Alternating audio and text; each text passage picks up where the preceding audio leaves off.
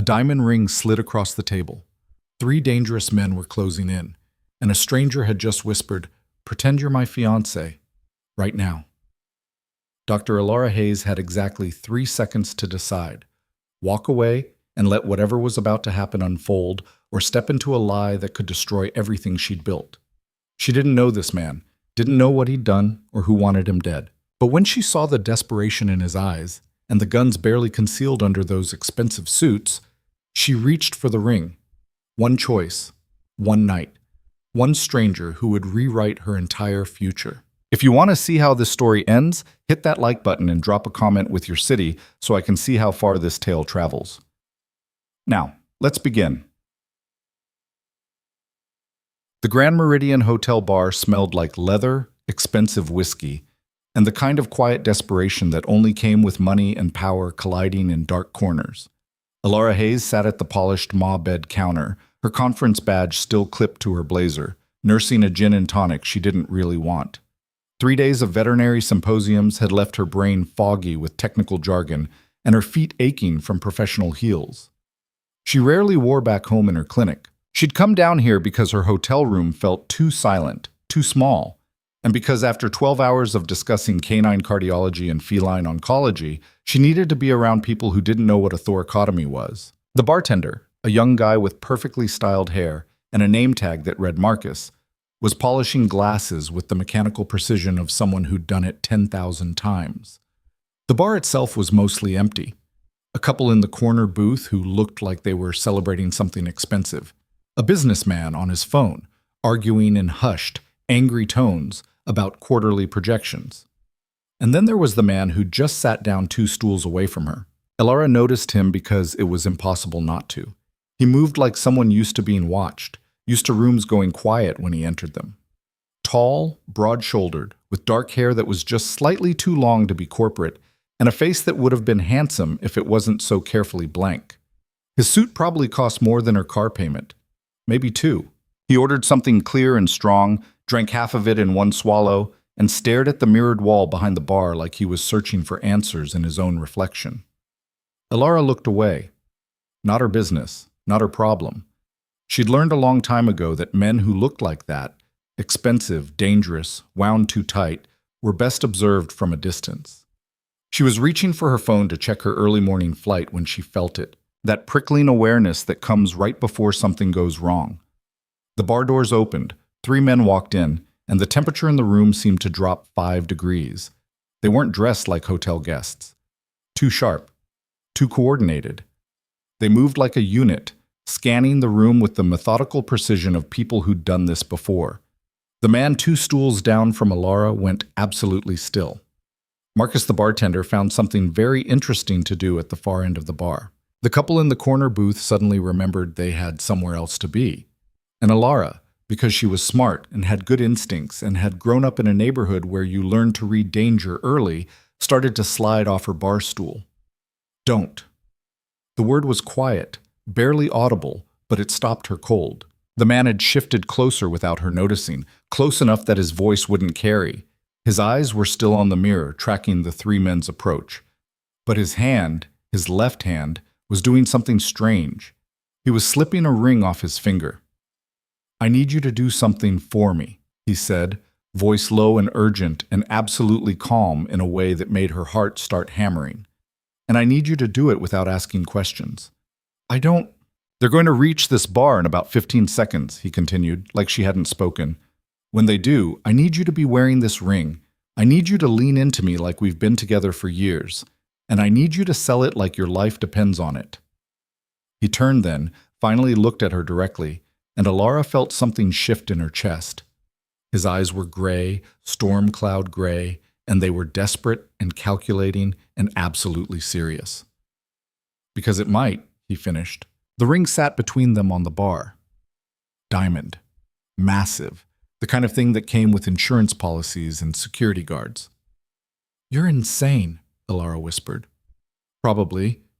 His mouth quirked, not quite a smile. "But I'm also the only thing between you and them noticing you were sitting close enough to overhear whatever they're about to say. So unless you want to become a loose end that needs tying up, I'd suggest you pick up that ring and start acting like you love me." The three men were halfway across the bar now. Alara's hand moved before her brain caught up. The ring was heavy, cold, foreign on her finger.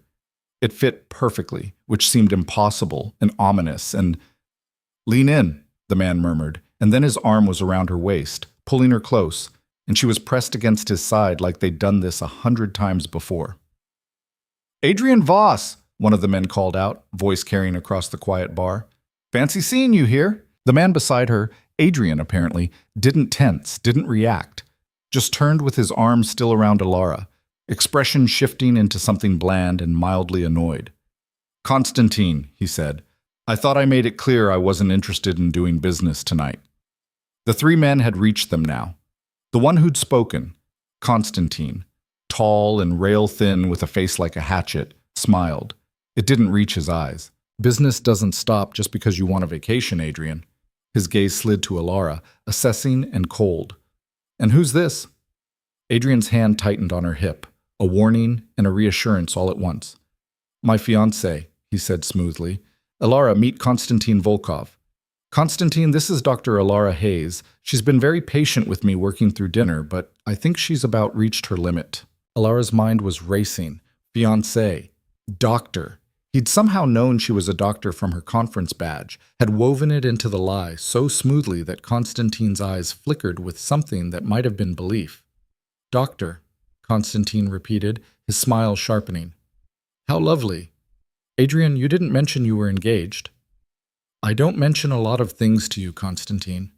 The temperature dropped another few degrees. One of the other men, shorter, stockier, with hands that looked like they'd broken bones before, shifted his weight. Alara caught the movement and recognized it.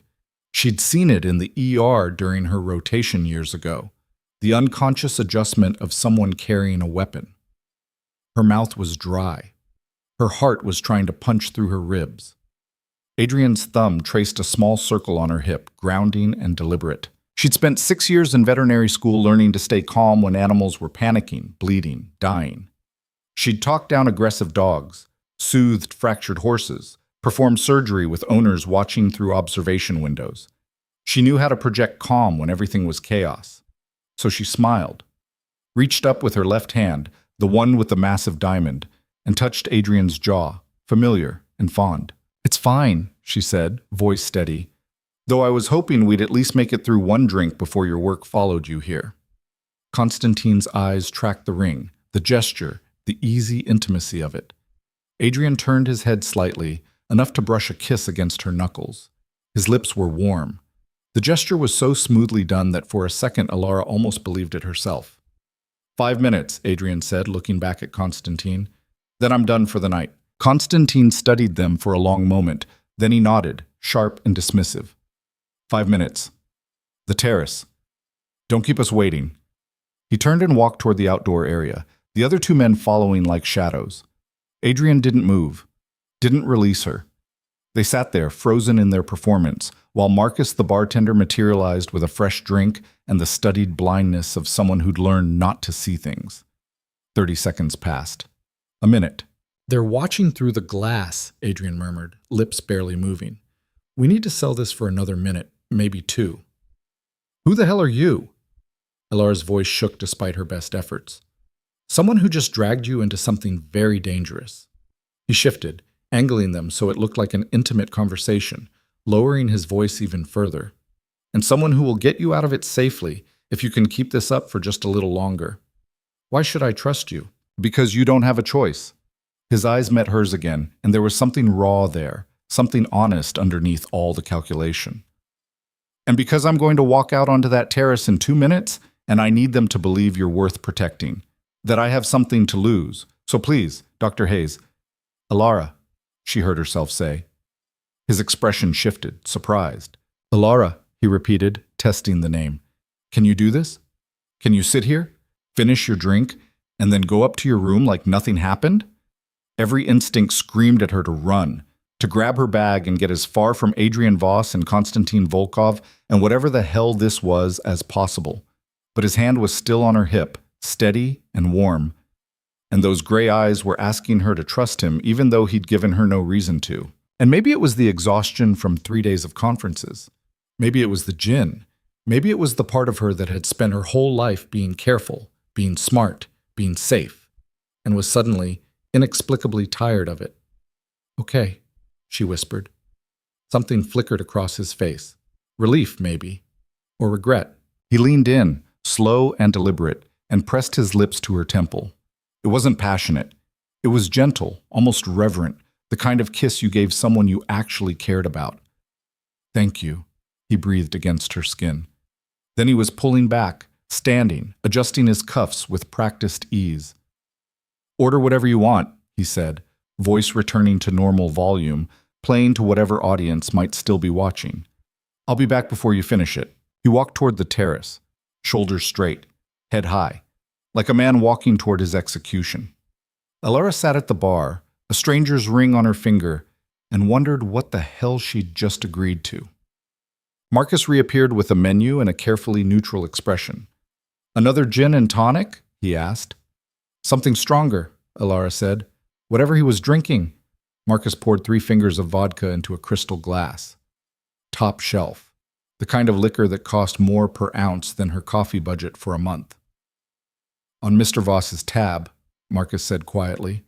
Then, even quieter, "You should probably go to your room soon, before they come back in." So Marcus knew exactly who Adrian was. What he was. Alara's hand trembled as she lifted the glass. Through the terrace doors, she could see shadows moving. Adrian, standing with his back to the glass. Constantine, gesturing sharply. The conversation looked heated, contained, dangerous. She should leave. Should slip the ring off her finger, leave it on the bar, and disappear into the elevator before any of them noticed. Instead, she pulled out her phone and did what any rational person would do when handed a stranger's name in a terrifying situation. She searched for him. Adrian Voss. The results loaded slowly, and what she found made her blood run cold. Articles, dozens of them. Business journals, financial news, a few gossip columns. Photos of Adrian in tailored suits at charity galas, gallery openings, corporate events. Always alone. Always watching the room like he was calculating trajectories. Voss Industries. Import/export. Private equity. Real estate development. Nothing explicitly illegal, nothing that would make the news in a bad way. But the comment sections, the whispered implications, the way certain articles danced around certain details, organized crime, money laundering, connections to Eastern European networks, and underneath it all, son of Marcus Voss, deceased, inherited the empire at 26, rumored to be cleaning house, going legitimate, or maybe just better at hiding the bodies. Alara's vodka burned going down. The terrace door opened. Adrian walked back in, face carefully expressionless. Constantine and his men stayed outside, lit cigarettes glowing in the darkness. Adrian came straight to her, slid back onto his stool, and picked up his abandoned drink. "They're gone," he said quietly. "You're safe." "Am I?" Alara kept her voice low, matching his. "Because I just read some very interesting things about you, Adrian Voss." He went still. Then, slowly, he turned to look at her. "You should have left." "Probably." She met his gaze steadily. "But I'm still here. So why don't you tell me what the hell I just stepped into?" For a long moment, he didn't speak, just studied her like he was trying to figure out a puzzle, reassessing every assumption. Then he signaled Marcus for another round and started talking. "My father built an empire," Adrian said. "Import, export, shipping, real estate. All of it legitimate on paper, most of it dirty underneath. When he died 3 years ago, I inherited everything. The business, the buildings, the bank accounts." He paused. "And the obligations. To men like Constantine. To men worse than Constantine." Adrian's jaw tightened. "I've been trying to get out, clean it up, transition to legitimate operations, cut ties with the networks my father spent 40 years building. It's not going well. They don't want to let you go. They don't believe I'm serious. They think I'm playing both sides, keeping one foot in while pretending to go clean." He turned the glass in his hands, watching the liquid catch the light. "Tonight was supposed to be a test. Constantine offered me a deal. A big one. Very illegal. Very profitable. I turned him down. They didn't take it well." "So you dragged a random stranger into it?" "Not random." His eyes found hers again. You were close enough to overhear if they got aggressive, smart enough to realize you were in danger, and you had that look. What look? Like you'd rather face something head on than run from it. His mouth quirked. I gambled that you'd help me. And you did. Alara should have been angry, should have thrown the ring at him and walked away. Instead, she heard herself ask, why the ring? Why fiancé instead of girlfriend or business partner? Or because Constantine's world runs on very specific rules, Adrian interrupted. Family is sacred. Wives, fiancés, they're protected, off limits. If I'd introduced you as anything less, you'd have been leverage, a pressure point. This way, he gestured at the ring. This way, you're untouchable. Until they figure out it's fake, they won't. He said it with absolute certainty. Because you're not going to see them again. You're going to finish your drink, go to your room, check out tomorrow, and forget this ever happened. It was a dismissal. Clean, final, safe. Alara looked down at the ring on her finger, at the weight of it, the light catching in the facets. What happens to you? She asked. Adrian blinked, surprised. What? If I walk away, if this was a one-time performance, what happens to you? Constantine doesn't seem like the type to just let things go. He's not. Adrian's voice was flat. But that's not your problem. You made it my problem when you put this ring on my finger. They stared at each other across the small space between bar stools. Adrian broke first, looking away, scrubbing a hand across his jaw. I have security, he said finally. Lawyers, resources. I'll figure it out. Or you'll end up dead. Possibly. He said it like he was discussing the weather. But still not your problem, Dr. Hayes. Alara should have agreed, should have slipped off the ring, wished him luck, and disappeared. Instead, she thought about the desperation in his eyes when he'd first asked for help. The careful way he'd protected her, even as he'd used her. The exhaustion in his voice when he'd talked about his father's empire. She thought about her own life. Safe, structured, predictable. A successful practice, a nice apartment, a carefully curated existence that never surprised her. And she thought about how that life had started to feel less like security and more like a cage she'd built herself. I have a proposal, she heard herself say. Adrian turned back to her, wary. What kind of proposal? You need someone to play your fiancé convincingly, to make Constantine and whoever else believe you've changed, that you have something worth protecting, something that makes you vulnerable. Alara spoke slowly, working through the idea as she said it. And I'm guessing one performance in a hotel bar isn't going to be enough. Alara, let me finish. She cut him off, surprised by her own boldness. I go back home in 2 days, back to my clinic, my life, my routine, and honestly, right now that sounds incredibly boring. So here's what I'm thinking. You need a fake fiancé. I need... She paused, trying to articulate something she barely understood herself. I need something different. Something that's not safe. Adrian was staring at her like she'd grown a second head. You want to pretend to be engaged to me, he said slowly, knowing what I am, what I'm involved in. I want to help you get out of it, Alara corrected. And yes, I know that sounds insane. I'm a veterinarian from Michigan. I specialize in small animals and exotic pets. My most exciting Friday night usually involves Netflix and my cat, but, she met his eyes. But you looked at me tonight like I was the only thing standing between you and disaster. And I can't remember the last time anyone looked at me like I mattered that much, even if it was just for show. The honesty of it sat between them, raw and uncomfortable. Adrian's expression did something complicated, softened and hardened simultaneously. This isn't a game, he said quietly. These people, the ones I'm trying to get away from, they don't make empty threats. If they find out you're lying, if they decide you're a liability instead of protection, then you'll protect me. Alara surprised herself with how certain she sounded. Like you did tonight. You don't know me. No, she agreed. But I'm a pretty good judge of character. Comes with the job. And you, she gestured at him. You're dangerous, probably criminal, definitely in over your head. But you're also trying to get out, to be better. And I think that counts for something. Adrian was quiet for a long time. Then he reached into his jacket, pulled out a business card, and slid it across the bar to her. My lawyer's contact information, he said. If you're serious, And I mean really serious, not just drunk and having an existential crisis. Call this number tomorrow. We'll draw up a contract, terms, compensation, security arrangements, exit clauses, everything legal and documented. You'd pay me to pretend to be your fiancée. I'd pay you to potentially save your life when my world inevitably tries to destroy you. Yes. His voice was harsh, but his eyes were almost pleading. This isn't romance, Alara. It's not an adventure. It's a business arrangement with very real risks. And if you're smart, you'll go upstairs right now and forget we ever had this conversation. Alara picked up the card. Expensive stock, embossed lettering. Catherine Chen, attorney at law. I'll call tomorrow, she said. Alara, I'm not drunk. She stood, leaving cash on the bar for her drinks, Adrian's ring still on her finger. And I'm not having an existential crisis. I'm making a choice, maybe a stupid one, but mine. She started toward the elevator. Dr. Hayes, Adrian called after her. She turned back. He was still sitting at the bar, backlit by the dim lighting, looking at her with an expression she couldn't quite read.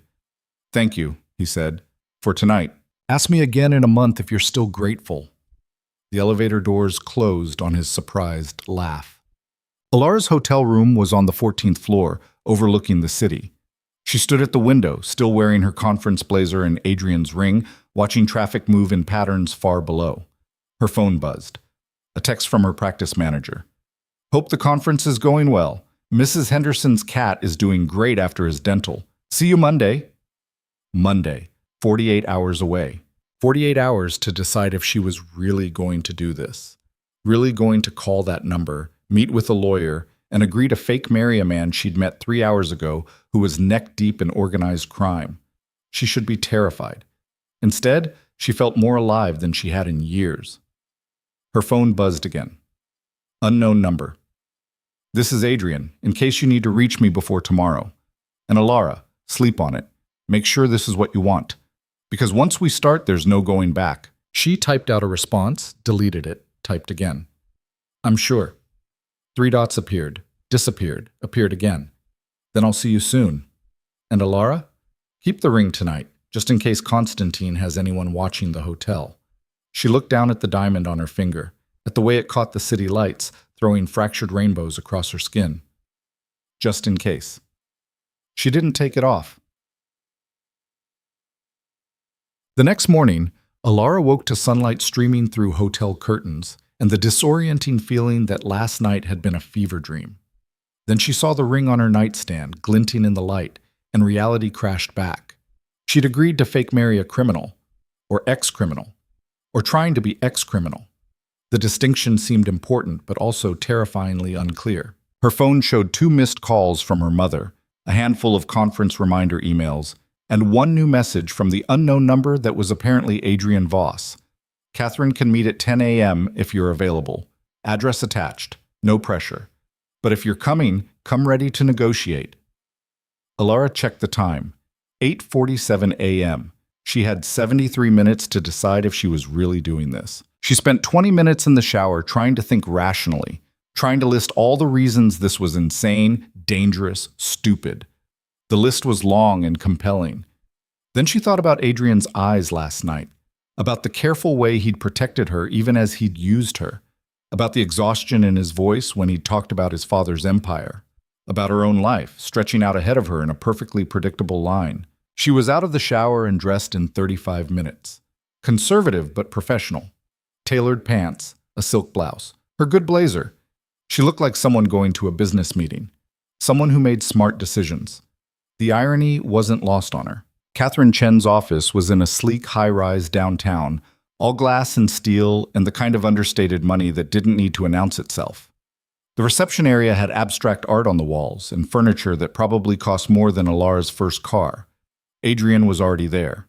He stood when she entered, and for a second they just looked at each other.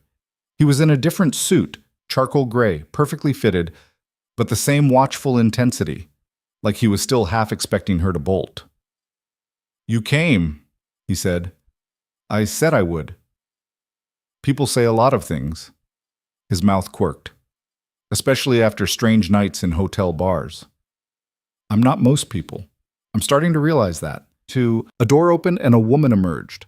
50s, sharp-eyed, with silver-streaked hair and a handshake that could crack walnuts. "Dr. Hayes," she said, "I'm Catherine Chen, shall we?" The conference room was all windows and polished wood. Catherine sat at the head of the table, a stack of documents in front of her. Adrian took one side, Alara took the other. It felt like a negotiation, which she supposed it was. "Adrian has briefed me on the situation," Catherine began, flipping open a folder. "And I've prepared a preliminary agreement outlining the terms of your arrangement. Before we proceed, I need to make absolutely certain you understand what you're agreeing to." "I understand Adrian needs someone to pretend to be his fiancée," Alara said, "to convince certain people that he's changed, that he has something to lose. That's the surface version." Catherine's gaze was uncomfortably direct. "The reality is that you'll be entering a world where violence is commonplace, where your association with Adrian makes you both a target and a shield, and where one wrong move could have permanent consequences. Adrian's enemies won't hesitate to use you as leverage if they discover the engagement is fake." "Which is why it can't be fake," Adrian said quietly. "Not in any way they can prove." Catherine nodded. "Which brings us to the terms. Adrian is proposing a 12-month arrangement with the option to extend or terminate based on mutual agreement and circumstances. During that time, you'll maintain the appearance of an engaged couple. Public appearances, social media presence, shared residence when necessary." "Shared residence?" Alara's stomach flipped. "I have a penthouse in the city," Adrian said, "and a house upstate. You'd need to be seen coming and going, staying over. It has to look real." "We'd establish separate bedrooms," Catherine added. "Separate spaces. The contract includes very clear boundaries regarding personal privacy and physical contact." Alara's cheeks heated. She hadn't even thought about, "In terms of compensation," Catherine continued smoothly, "Adrian is offering a base payment of $50,000 per month with bonuses for particularly high-risk appearances or situations. All living expenses covered, full security detail, health insurance, legal representation if needed." Alara's brain stuttered. 50,000 per month. That was more than she made in half a year at her clinic. "That's too much," she heard herself say. Adrian leaned forward. "It's not nearly enough for what I'm asking you to risk." "I also don't want you to feel trapped," Catherine said. "So the contract includes multiple exit clauses. If at any point you feel unsafe, if the situation becomes untenable, if Adrian violates any of the agreed-upon boundaries, you can walk away. Immediately. With full compensation for the time served and a substantial severance package." Alara looked at Adrian. "You'd really let me go? Just like that?" "Your safety isn't negotiable," he said. "Neither is your choice." Catherine slid a document across the table. "I'll give you both some privacy to discuss. Take your time. This is a significant decision." She left, closing the door behind her with a soft click. Alone with Adrian, the room felt smaller, more intimate. "You don't have to do this," he said. "Last night in the bar, I was desperate, scared. I shouldn't have dragged you into it." "But you did." "But I did," he agreed. "And if you want to walk away now, I'll understand. No hard feelings, no consequences." Alara looked down at the contract, at the pages of legal language that would bind her to this man, this life, this risk. "Can I ask you something?" she said. "Anything." "Why are you really doing this? Not the surface reason, the real one. Why not just disappear? Take your money, change your identity, start over somewhere else?" Adrian was quiet for a long moment. "Because I'm tired of running," he said finally. "From my father's legacy, from the expectations, from the person everyone assumes I am. I want to prove that I can be different, that I can take something rotten and make it clean." He met her eyes. "Even if it kills me trying." "That's what I thought," Alara said softly. She picked up the pen Catherine had left. "What are you doing?" Adrian asked. "Making a choice." She flipped to the signature page. "You said last night that this isn't a game, that it's dangerous and real and could destroy me. You're right. But you know what? I've spent my whole life being careful, being safe, and I'm tired of it too." She signed her name in clear, decisive strokes. Adrian stared at the signature like it was a miracle and a curse. "You're sure?" he said. It wasn't a question. "No," Alara admitted. "But I'm doing it anyway." He reached across the table and signed his own name below hers. Just like that, it was done. Catherine returned a few minutes later, witnessed their signatures, and filed the contract in a secure folder. "Congratulations," she said dryly. "You're officially fake engaged. Try not to get killed." They left the building together, stepping out into bright sunlight and the noise of the city. "So," Alara said, "what happens now?" Adrian pulled out his phone, scrolled through something, then showed her the screen. It was a calendar. Events, dates, obligations, all color-coded and meticulously planned. "We start building the narrative," he said. "Dinner tonight at Aurelio's. Very public, very visible, lots of social media presence. Tomorrow, brunch with some of my business associates. Next week, a charity gala where we'll make our formal debut as a couple." Alara's head spun. "That's a lot of public appearances." "It has to be overwhelming," Adrian said. "Has to look like I'm showing you off. Like I can't wait for the world to meet you. Anything less and they'll suspect. They being Constantine and his friends. And everyone else in my father's old network, the associates I'm trying to distance myself from, the rivals who think I'm weak, the federal investigators who've been building a case for 3 years." He pocketed his phone. "We have to convince all of them. No pressure." His mouth quirked. "Welcome to my life." They walked a few more blocks in silence. Alara was hyper-aware of him beside her, the way people seemed to give them space on the sidewalk, the subtle tension in his shoulders, the watchfulness that never quite left his eyes. "Adrian," she said finally, "I need you to be honest with me. What's the worst-case scenario here? What's the thing you're most afraid of?" He stopped walking, looked at her for a long moment. "That they'll figure out you're not really in love with me," he said quietly, "and that they'll hurt you to prove a point, to show me what happens when I try to leave." The honesty of it stole her breath. "Then we'd better make sure they believe it," she managed. "Alara, I mean it." She stepped closer, closing the distance between them on the busy sidewalk. "If we're doing this, we're doing it right. No half measures, no hesitation. They need to believe that I'm the most important thing in your world." "That's asking a lot." "You're paying me $50,000 a month. I think I can manage some convincing acting." But even as she said it, she knew it wasn't entirely about the money anymore. Adrian seemed to know it too. His eyes searched hers, looking for something. "Okay," he said finally. "Then let's start now." He took her hand, not the one with the ring, but her right hand, and laced their fingers together. It should have felt awkward, performative. Instead, it felt exactly right. They walked through the city like that, hand in hand, looking for all the world like two people who'd chosen each other. And somewhere in the back of Alara's mind, a small voice whispered that maybe, eventually, the performance wouldn't be entirely fake. That thought should have terrified her. Instead, it made her hold on tighter. Aurelio's was the kind of restaurant where reservations were made 3 months in advance, and the waitstaff remembered your drink order from your last visit 2 years ago. Alara had never been anywhere remotely like it. The entrance alone, all dark wood and brass fixtures and a doorman who looked like he could bench press a sedan, made her clinic's waiting room seem like a different planet. Adrian's hand was warm against the small of her back as they walked in, and she tried not to think about how natural that felt. How many times had they touched in the past 8 hours? His hand in hers on the walk back from Catherine's office, his arm around her shoulders when they'd stopped for coffee, his fingers brushing her wrist when he'd helped her into the car that had picked them up at her hotel. All performance, all necessary, all starting to feel less like acting than she wanted to admit. "Mr. Voss, the maitre d' greeted them with a smile that was probably genuine. "Your usual table is ready." They were led through the dining room, past tables where people were eating meals that cost more than Alara's monthly utilities. She caught glimpses of their reflections in the mirrors lining the walls. Adrian in another perfectly tailored suit, her in the black dress she'd panic bought at a boutique 2 hours ago, because nothing in her suitcase seemed remotely appropriate for this world. The dress had cost more than her rent. Adrian had handed over his credit card without blinking. Their table was in the back corner, positioned so Adrian could see the entire room.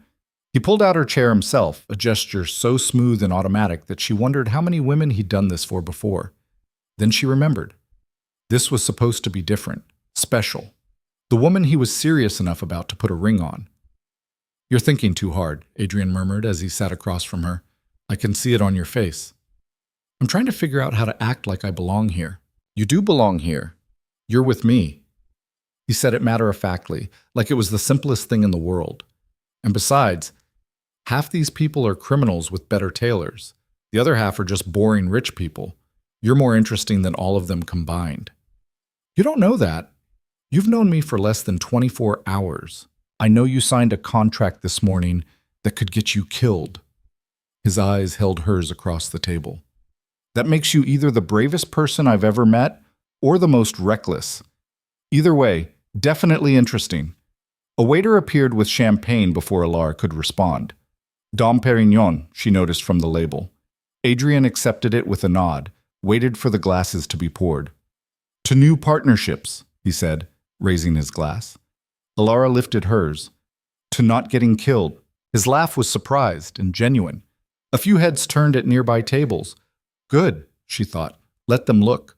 Let them see Adrian Voss laughing with a woman, relaxed and almost happy. That was the whole point. The champagne was better than anything she'd ever tasted, which seemed unfair. She was going to get very spoiled very quickly at this rate. So, she said, setting down her glass, are we being watched right now? Absolutely. Adrian didn't even glance around. There's a man 3 tables to your left who works for the Kozlov family. The woman at the bar is a federal agent. I've seen her following me for 6 months. And the couple by the window are food bloggers with 200,000 Instagram followers, which might be more dangerous than both of those combined. Alara resisted the urge to look. How do you live like this? Very carefully. He paused while the waiter took their orders. Adrian ordering for both of them in fluent Italian that made something warm unfurl in her chest. But tonight isn't about me. It's about you. About us. About selling the story. What is the story? That I met you 6 months ago at a veterinary conference in Boston. He spoke quietly, but she could hear how carefully he'd planned this. You were giving a presentation on exotic animal care. I was there because I'd just acquired a shipping company that deals in legal animal transport, and I wanted to understand the regulations better. That's actually plausible. Catherine's very good at building believable covers. Adrian's mouth quirked. We talked after your presentation. I asked you to dinner. You said no because you could tell I was trouble. Smart, fictional me. Very smart. But I'm persistent. I kept showing up at conferences, sending flowers to your clinic, making excuses to need veterinary consultations for animals I definitely don't own. Despite herself, Alara smiled. Let me guess, I eventually gave in. 3 months of pursuit. You made me work for it. There was something in his voice, something almost wistful. And when you finally said yes, I knew I was done for. That you were different. That I'd spend the rest of my life trying to deserve you. The words hung between them, pretty and practiced and entirely fictional. Except Adrian was looking at her like they weren't. That's a good story, Alara managed. It needs to be. Because everyone in my life is going to question it, poke holes in it, try to figure out what you're really after. What am I really after? In the story, I mean. Nothing. His voice was firm. That's what makes it believable. You're not interested in my money or my connections or my world. You're a successful veterinarian with your own life, your own career. You said yes because you saw something in me worth saving, despite every red flag telling you to run. Alara's throat felt tight. And did I? See something worth saving? Adrian didn't answer immediately. Their food arrived. Something elaborate and beautiful that Alara couldn't have named if her life depended on it. I hope so, he said finally, because I'm betting everything on it. They ate in silence for a few minutes. The food was incredible, each bite a small revelation. Alara tried to focus on that instead of the weight of Adrian's words. The eyes she could feel on them from around the room, the growing awareness that this was real in ways she hadn't fully processed yet. Tell me something true, she said suddenly. Adrian looked up. What? We're supposed to know each other, to have been together for 6 months, but I don't actually know anything about you beyond what I read in those articles last night. She set down her fork. So tell me something true, something real, not the performance. He studied her for a long moment, and she watched him decide whether to deflect or trust her. I hate champagne, he said finally. Alara blinked. What? Everyone expects me to love it. It's what my father drank, what you're supposed to order at places like this. But it tastes like expensive regret to me. He lifted his glass, examined it. I'd rather have beer. something cheap and simple and honest. It was such a small thing, such a human confession, and it made everything feel suddenly, terrifyingly real. I'm afraid of birds, Ilara offered back. His eyebrows rose. You're a veterinarian. I know, it's ridiculous. I can perform surgery on a rabbit, handle aggressive dogs, calm down a panicked horse. But birds? She shuddered. Something about the way they move. Too fast, too unpredictable. I had a parrot patient last year who bit me and I nearly passed out. Adrian's laugh was quiet but genuine. That's actually perfect. How is that perfect? Because it's the kind of detail you can't fake. The kind of thing that makes you real. He leaned forward slightly. This is going to work, Ilara. People are going to believe us because we're not trying to be perfect. We're just trying to be complicated and human, and Adrian Voss, the voice cut through the restaurant's ambient noise like a blade. Ilara looked up to see a woman approaching their table. Tall, blonde, stunning in a way that made Ilara immediately aware of every imperfection in her own appearance. Designer dress, perfect makeup, the kind of confidence that came from never being told no. Adrian's entire body language changed. Not tense, exactly, but carefully neutral. Vivienne, he said, this is unexpected. Is it? Vivienne's smile was sharp. You know I have a standing reservation here every Thursday. Her eyes slid to Ilara, assessing and dismissive in one glance. And who's this? My fiancé. Adrian's hand found Ilara's across the table, his grip just slightly too tight. Dr. Ilara Hayes, this is Vivienne Moreau. We've known each other for years. How lovely. Vivienne's tone suggested it was anything but. I wasn't aware you were seeing anyone, Adrian. You've been so secretive lately. Not secretive. Private. His thumb traced a circle on Ilara's palm. Warning or reassurance, she couldn't tell. Some things are worth protecting. Vivienne's laugh was ice wrapped in silk. Of course.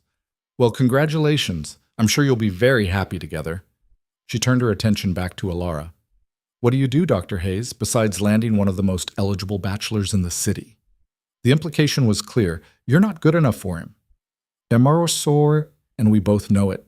Ilara felt Adrian tense, ready to intervene, but something stubborn flared in her chest. She'd dealt with difficult clients, aggressive pet owners, and condescending colleagues. She could handle one jealous ex. I'm a veterinarian, she said evenly. I specialize in exotic animal medicine and emergency surgery. And I landed Adrian by being completely unimpressed with his money and his status and everything else that apparently matters to people in his world. Vivienne's smile froze. Adrian's hand tightened on hers, but now it felt like support rather than restraint. How refreshing, Vivienne said, her voice dripping venom. I'm sure that novelty will wear off eventually. Adrian, when you're done playing house with your little pet doctor, give me a call. We have unfinished business to discuss. She walked away, every movement calculated to draw eyes. Ilara realized she was shaking slightly. I'm sorry, Adrian said immediately. I should have warned you. Vivienne and I, it's complicated. Ex-girlfriend? Ex-something. We were never really together, but our families had expectations. My father wanted me to marry her, merge our businesses. He was still holding her hand. I refused. She didn't take it well. I can see that. Ilara took a breath. Is she dangerous? Socially, yes. She has influence, connections, the ability to make life difficult. He met her eyes. But not physically. Not like Constantine and the others. That's something at least.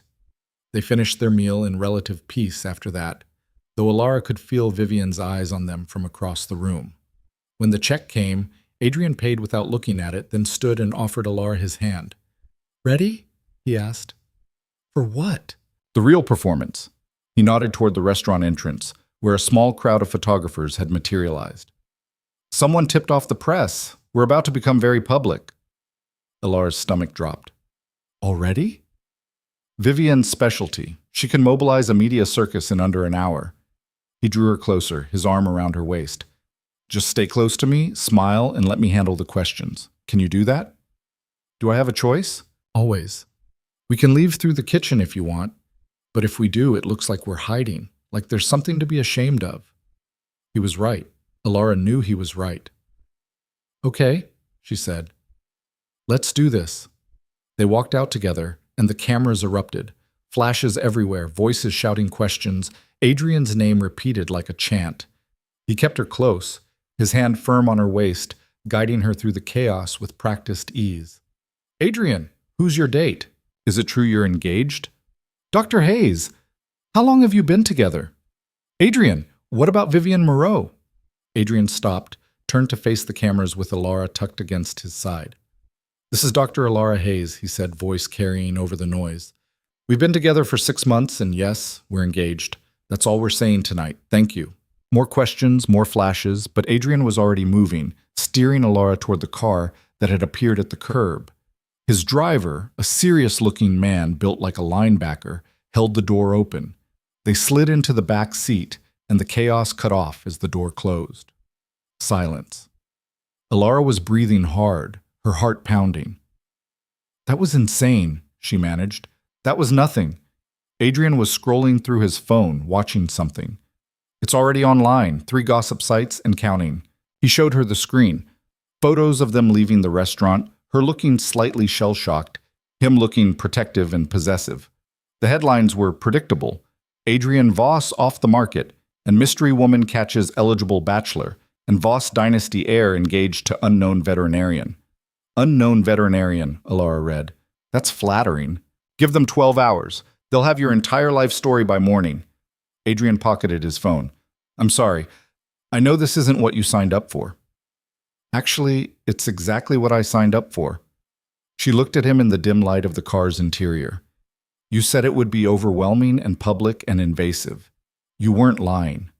No, I wasn't. They rode in silence for a few blocks. Alara watched the city pass by outside the tinted windows, trying to process everything that had happened in the past 24 hours. Where are we going? She asked finally. My penthouse. You need to be seen coming and going, remember? And we should probably coordinate our stories before the media circus gets worse. He paused. Separate bedrooms. Separate spaces. Nothing you're not comfortable with. Adrian, I mean it, Alara. This only works if you feel safe, if you trust me. She looked at him, really looked at him, at the careful way he held himself, the tension in his shoulders, the vulnerability hiding behind all that control. I do trust you, she said quietly. I don't know why, but I do. Something shifted in his expression. Relief, maybe, or fear that she'd just made a terrible mistake. Then let's hope your instincts are better than mine, he said. The penthouse was on the 42nd floor of a building that had its own security team and an elevator that required a key card to access. Adrian's hand was on her lower back again as they rode up in silence, and Alara tried not to think about what it meant that she was going to his home, his private space, the place where he lived when he wasn't performing for the world. The elevator opened directly into the apartment. Alara stepped out and immediately understood why Adrian had been so careful to specify separate bedrooms. The place was massive. Floor-to-ceiling windows overlooking the city, minimalist furniture that probably cost more than her car, art on the walls that looked like it belonged in a museum. It's too much, Adrian said, watching her reaction. I know. My father had a decorator do it. I keep meaning to change it, make it feel less like a hotel, but you're never really here, Alara finished. Yeah. She walked to the windows, looked out at the lights spreading in every direction. From up here, the city looked clean and organized and almost peaceful. It's beautiful, she said. It's lonely. The honesty in his voice made her turn. This whole place, it's a monument to everything my father built. Everything I'm trying to escape. Some days I can't stand to be here. Then why keep it? Because selling it would be a statement. An admission that I'm really leaving his world behind. And I'm not ready for that fight yet. He moved to stand beside her at the window. Soon, but not yet. They stood there in silence, looking out at the city. Your room is down that hall, Adrian said finally, pointing. Second door on the left. I had someone bring your things from the hotel earlier. If you need anything... Adrian? She interrupted him gently. We're okay. This is okay. Stop apologizing. He looked at her, and for a moment, the careful control slipped. She saw the exhaustion underneath, the weight of everything he was carrying. I'll try, he said. Alara's room was bigger than her entire apartment back home. King bed, private bathroom, a closet that could fit her entire wardrobe 3 times over. Her suitcase was sitting on a bench at the foot of the bed, looking small and out of place. She unpacked mechanically, hanging up the few nice things she'd brought, thinking about tomorrow and the day after, and all the days stretching out ahead of her in this strange new life. Her phone buzzed. A text from her practice manager. OMG, just saw the news. You're engaged? Why didn't you tell me? Call me immediately. Then her mother. Alara Marie Hayes, I just saw photos of you with some man on the internet. Who is he? Why don't I know about this? Call me. Then her best friend from vet school. What the actual hell? You've been holding out on me? He's gorgeous. When did this happen? Alara stared at the messages, feeling the walls of her old life crumbling in real time. She should call them, should explain, She didn't know what she should do. Instead, she texted her practice manager. It's new and complicated. I'll explain when I get back. Sorry for the shock. Her mother. I'm fine, Mom. I'll call you this weekend, promise. Her friend. Long story. We'll tell you everything soon. Just trust me for now? Then she turned off her phone and sat on the edge of the too big bed in the too expensive room and tried to figure out what the hell she was doing. A soft knock on the door interrupted her spiral. Come in, she called. Adrian opened the door partway, not entering. I forgot to mention, my security team will be doing a sweep of your apartment back in Michigan tomorrow, making sure there are no vulnerabilities, installing some upgrades, just in case. In case of what? In case someone decides to use your real life as leverage. His expression was apologetic. I know it's invasive, but it's necessary. Alara thought about her small one-bedroom apartment above the corner store, her nosy landlord, her neighbor who borrowed sugar and complained about the noise. The idea of security teams sweeping it felt surreal. Okay, she said. Also, Catherine wants to meet tomorrow to prep you. Background on my business associates, who's safe, who's dangerous, what to say, and what not to say. He paused. It's a lot. If you need more time, I'm fine, Adrian. You keep saying that, because I am. She stood, walked over to him. I'm scared and overwhelmed and completely out of my depth, but I'm also fine. Both things can be true. He looked down at her, and she was struck again by how tired he seemed beneath all the polish. Get some rest, he said quietly. Tomorrow's going to be even worse than today. Looking forward to it. His mouth quirked. Liar. But there was warmth in it, something almost affectionate. He left, closing the door softly behind him, and Alara was alone with her thoughts and her fears and the growing certainty that she'd just stepped off a cliff with no idea where she'd land. She dreamed that night of cameras and diamonds and gray eyes, watching her like she was the only thing in the world that mattered. When she woke, sunlight was streaming through unfamiliar windows, and her phone was exploding with notifications. The media had done exactly what Adrian predicted. By morning, they had her entire life story. Her veterinary degree from Michigan State, her small animal practice in Ann Arbor, her quiet life that was decidedly not quiet anymore. The headlines had evolved, from small-town vet to Voss dynasty fiancé, and Adrian Voss's mystery woman, who is Dr. Alara Hayes, and love story or business deal, inside the Voss engagement. That last one made her stomach turn. She found Adrian in the kitchen, looking annoyingly put together in jeans and a white button-down, drinking coffee and scrolling through a tablet. Good morning, he said, looking up. Coffee? Please. He poured her a cup from an espresso machine that probably cost more than her student loans. The coffee was perfect, which was starting to seem like a theme. So, Alara said, sitting across from him at the kitchen island. We're famous. You're famous. I was already infamous. He slid the tablet toward her. But yes, the story's everywhere. Most of it is harmless speculation. A few are trying to dig deeper. How deep? They found your college transcripts, your clinic's Yelp reviews, and an interview you did 3 years ago about exotic bird medicine. Alara choked on her coffee. The bird thing, of course. They also found photos from your social media. You at a friend's wedding, you with your cat, you volunteering at an animal shelter. His voice was careful. You should probably make your accounts private, unless you want every photo you've ever posted analyzed by strangers. The reality of it hit her in waves. This wasn't just playing dress-up at fancy restaurants. This was her entire life being dissected for public consumption. Hey! Adrian's hand covered hers on the counter. We can end this right now. You can walk away, and I'll make sure the media understands it was mutual. No scandal, no blame. No. Ilara said, I said no. She pulled her hand back, needing the space to think. I'm not backing out because some reporters found my college transcripts. If I leave, it's going to be for a real reason. Not because this got uncomfortable. He studied her. You're stubborn. You're just figuring that out? I'm starting to realize I severely underestimated you. Good. Keep doing that. Catherine arrived an hour later with a briefcase full of files and the energy of a general preparing for war.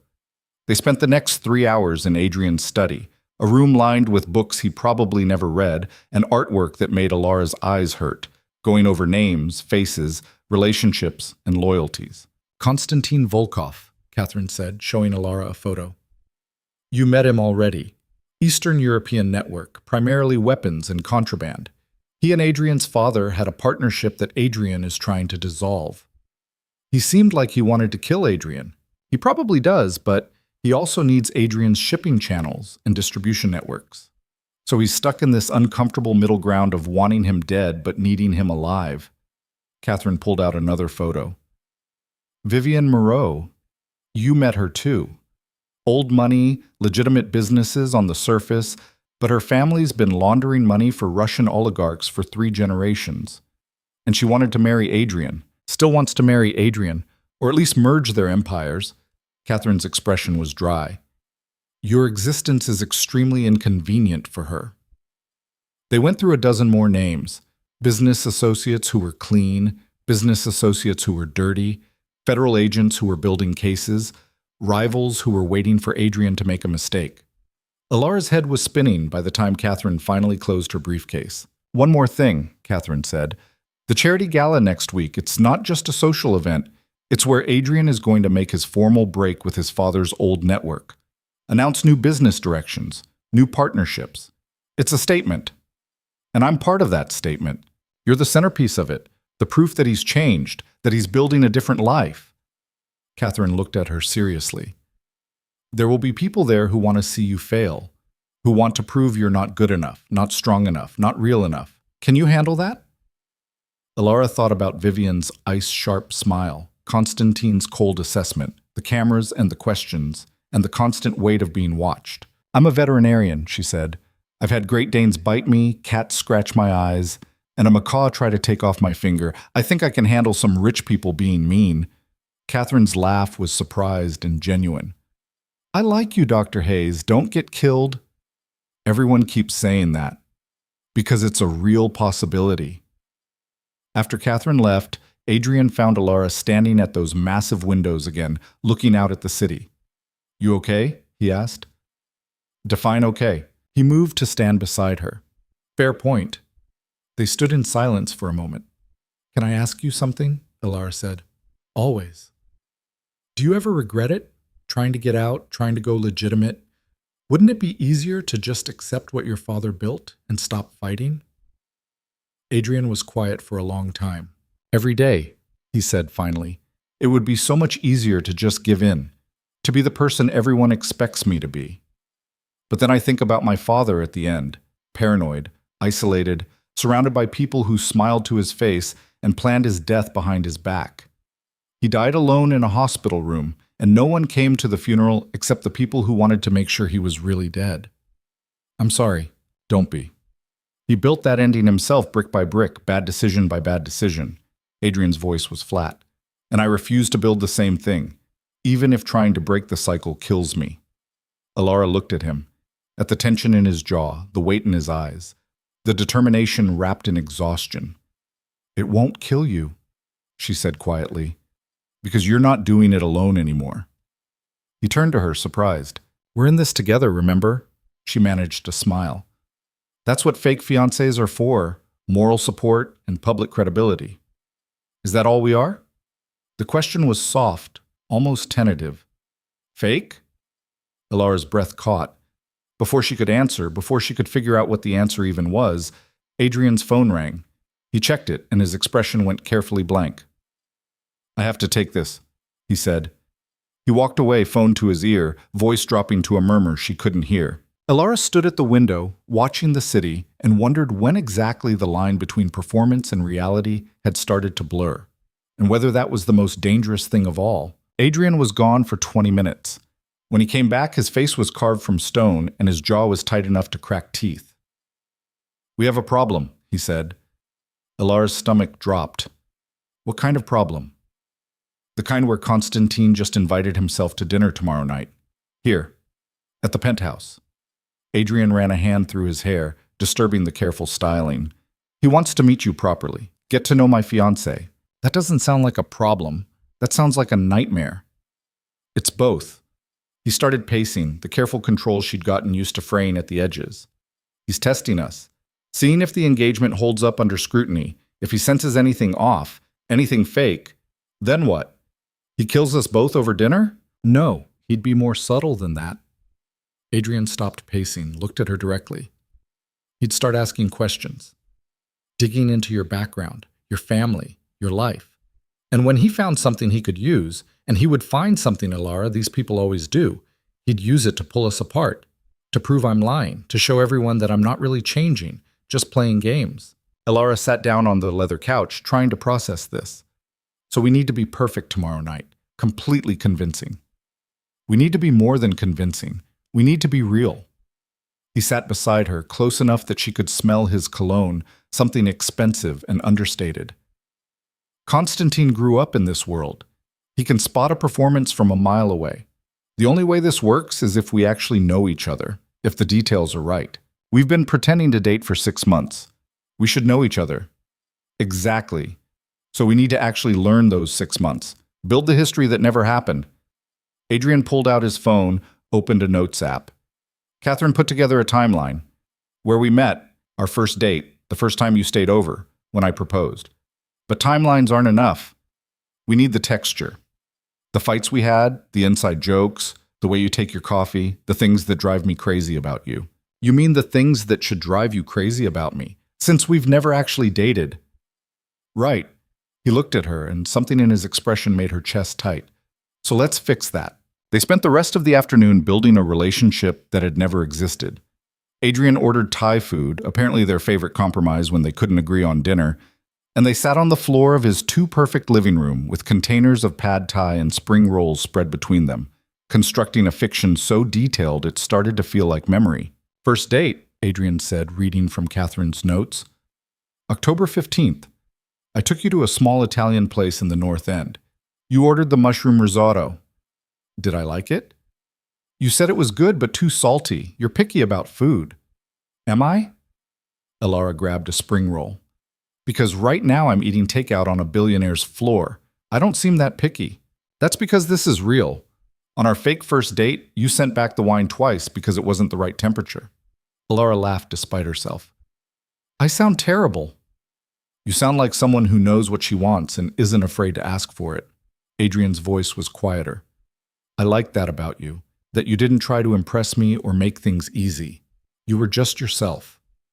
The way he said it, like he was talking about something that had actually happened, made Elara's pulse skip. "What did you order?" she asked, needing to break the moment. "The veal. You gave me a lecture about the ethics of veal production that lasted 20 minutes. "Oh, God, I actually did ruin the first date." "No, you made it interesting." He was smiling now, a real smile that transformed his whole face. "I was used to women who agreed with everything I said, who laughed at jokes that weren't funny, who performed for me. You argued with me about factory farming over expensive wine. It was the best first date I'd ever had. Even though it was fake." "Even though it was fake," he agreed. They kept going. Second date at a botanical garden where Elara talked too much about plant taxonomy and Adrian pretended to be interested. Third date, where he took her to a shooting range and she refused to touch a gun, which led to their first real argument. Fourth date, where they walked through the city for hours, talking about everything and nothing, and he almost kissed her but chickened out. "Why did you chicken out?" Elara asked, caught up in the story despite herself. "Because you were different." Adrian's voice was soft. "Because I knew if I kissed you, everything would change, and I wasn't ready for that yet." "When did you kiss me?" "In the story." Date 7. I picked you up from your clinic after a late emergency surgery. You were exhausted, covered in dog hair, complaining about a beagle who'd eaten a sock, and you were the most beautiful thing I'd ever seen. Alara's throat was tight. That's a good story. It has to be. But the way he was looking at her didn't feel like storytelling. It felt like something else entirely. Her phone rang, shattering the moment. Her mother's name flashed on the screen. I should take this, Alara said, standing up quickly. She's been calling non-stop. She walked to the windows, pressed accept, and braced herself. Alara Marie Hayes, you have exactly 30 seconds to explain why I had to learn about my daughter's engagement from the internet. Hi, Mom. I'm fine. Thanks for asking. Don't get smart with me. Who is this man? Adrian Voss? I looked him up. His father was connected to organized crime. The articles say a lot of things. Most of them are speculation. Alara could feel Adrian watching her from across the room. Adrian's legitimate, Mom. He runs import businesses and real estate. It's all legal. Then why does he look like he could kill someone with his bare hands? Despite everything, Alara almost laughed. He's just intense. It's not a crime to have a strong jaw. Don't deflect. How long have you known him? Why didn't you tell me you were seeing someone? It's complicated. Complicated how? Alara, this isn't like you. You don't do impulsive. You don't date dangerous-looking billionaires. You date nice boys who work in veterinary research and want to settle down in the suburbs. Maybe I'm tired of nice boys. The words came out sharper than Alara intended. Maybe I wanted something different for once in my life. Her mother was quiet for a moment. Are you safe? Tell me honestly. Because if you're in trouble, if this man is pressuring you, I'm safe, Mom, I promise. Adrian treats me well. Better than well. Then why do you sound scared? Alara closed her eyes. Her mother had always been able to read her, even over the phone, even through lies. Because it's all happening so fast, she said, which was at least partially true. And I'm not sure I know what I'm doing, but I'm okay, really. Another pause, then, I want to meet him. Your father and I both do. If you're serious about this man, if you're really going to marry him, we need to meet him first. Alara's mind raced. Bringing Adrian home to meet her parents would mean more lies, more performance, more threads to keep straight, but it would also make the story more believable, more real. Okay, she heard herself say. I'll talk to Adrian. We'll figure something out. They talked for a few more minutes, her mother extracting promises to call more often and to send photos and to please be careful. When Alara finally hung up, she felt exhausted. Adrian was still on the floor, containers of Thai food forgotten. Your mother wants to meet me, he said. It wasn't a question. She's protective and suspicious, and probably reading every tabloid article about you right now. What did you tell her? That you're legitimate and intense and treat me well. Alara moved back to sit across from him. Was that okay? Should I have said something different? No, that was perfect. He paused.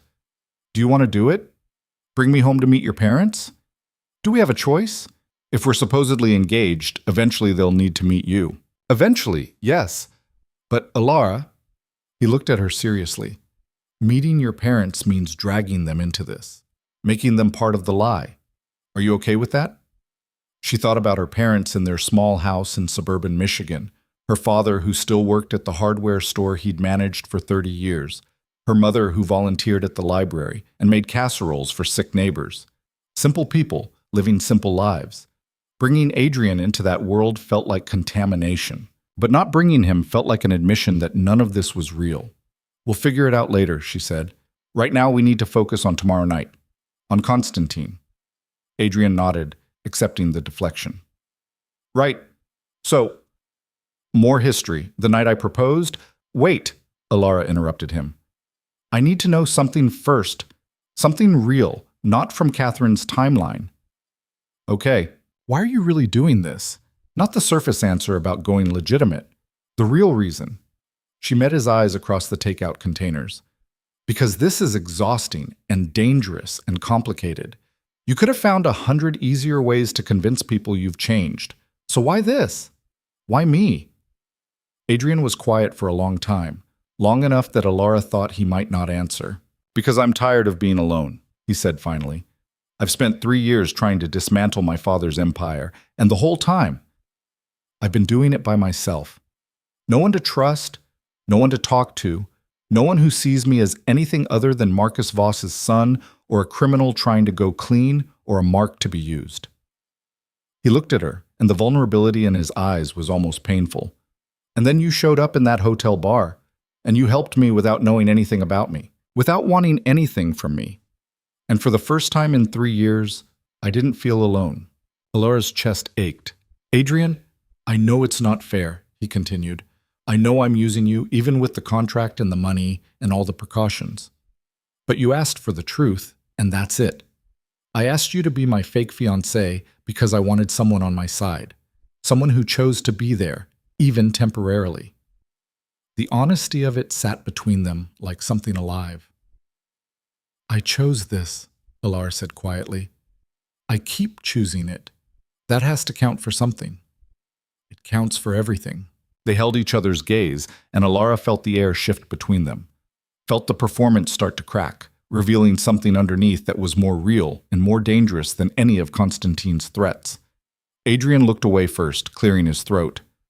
We should keep going, he said. The proposal. You need to know how I asked.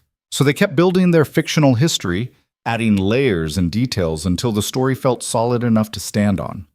By the time they finished, it was past midnight, and Alara's brain felt like it had been wrung out and hung up to dry. Get some sleep, Adrian said as they cleaned up the takeout containers. Tomorrow's going to be intense. More intense than today? Significantly. Alara went to bed but couldn't sleep.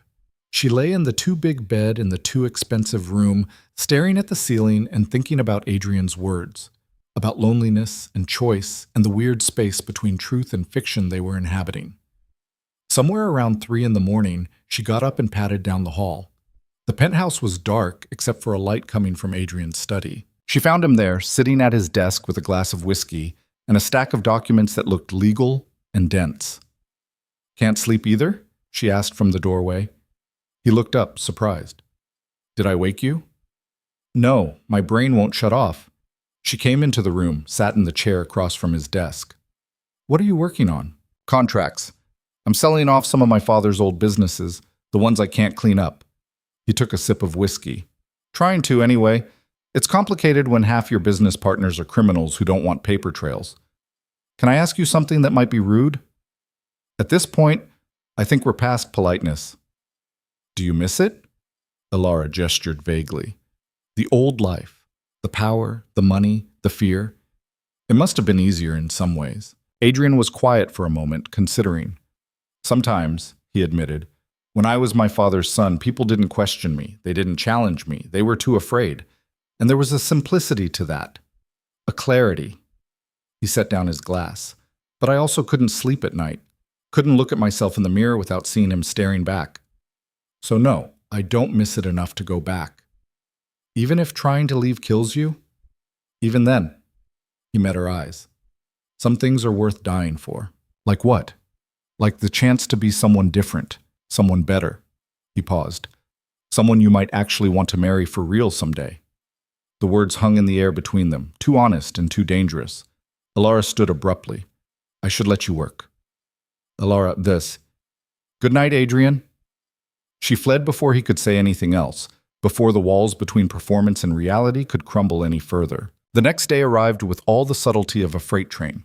Alara spent the morning with a stylist Adrian had hired, a terrifyingly efficient woman named Simone, who looked at Alara's attempt at business casual and actually winced. No, no, no, Simone said, pulling clothes from the bags she'd brought.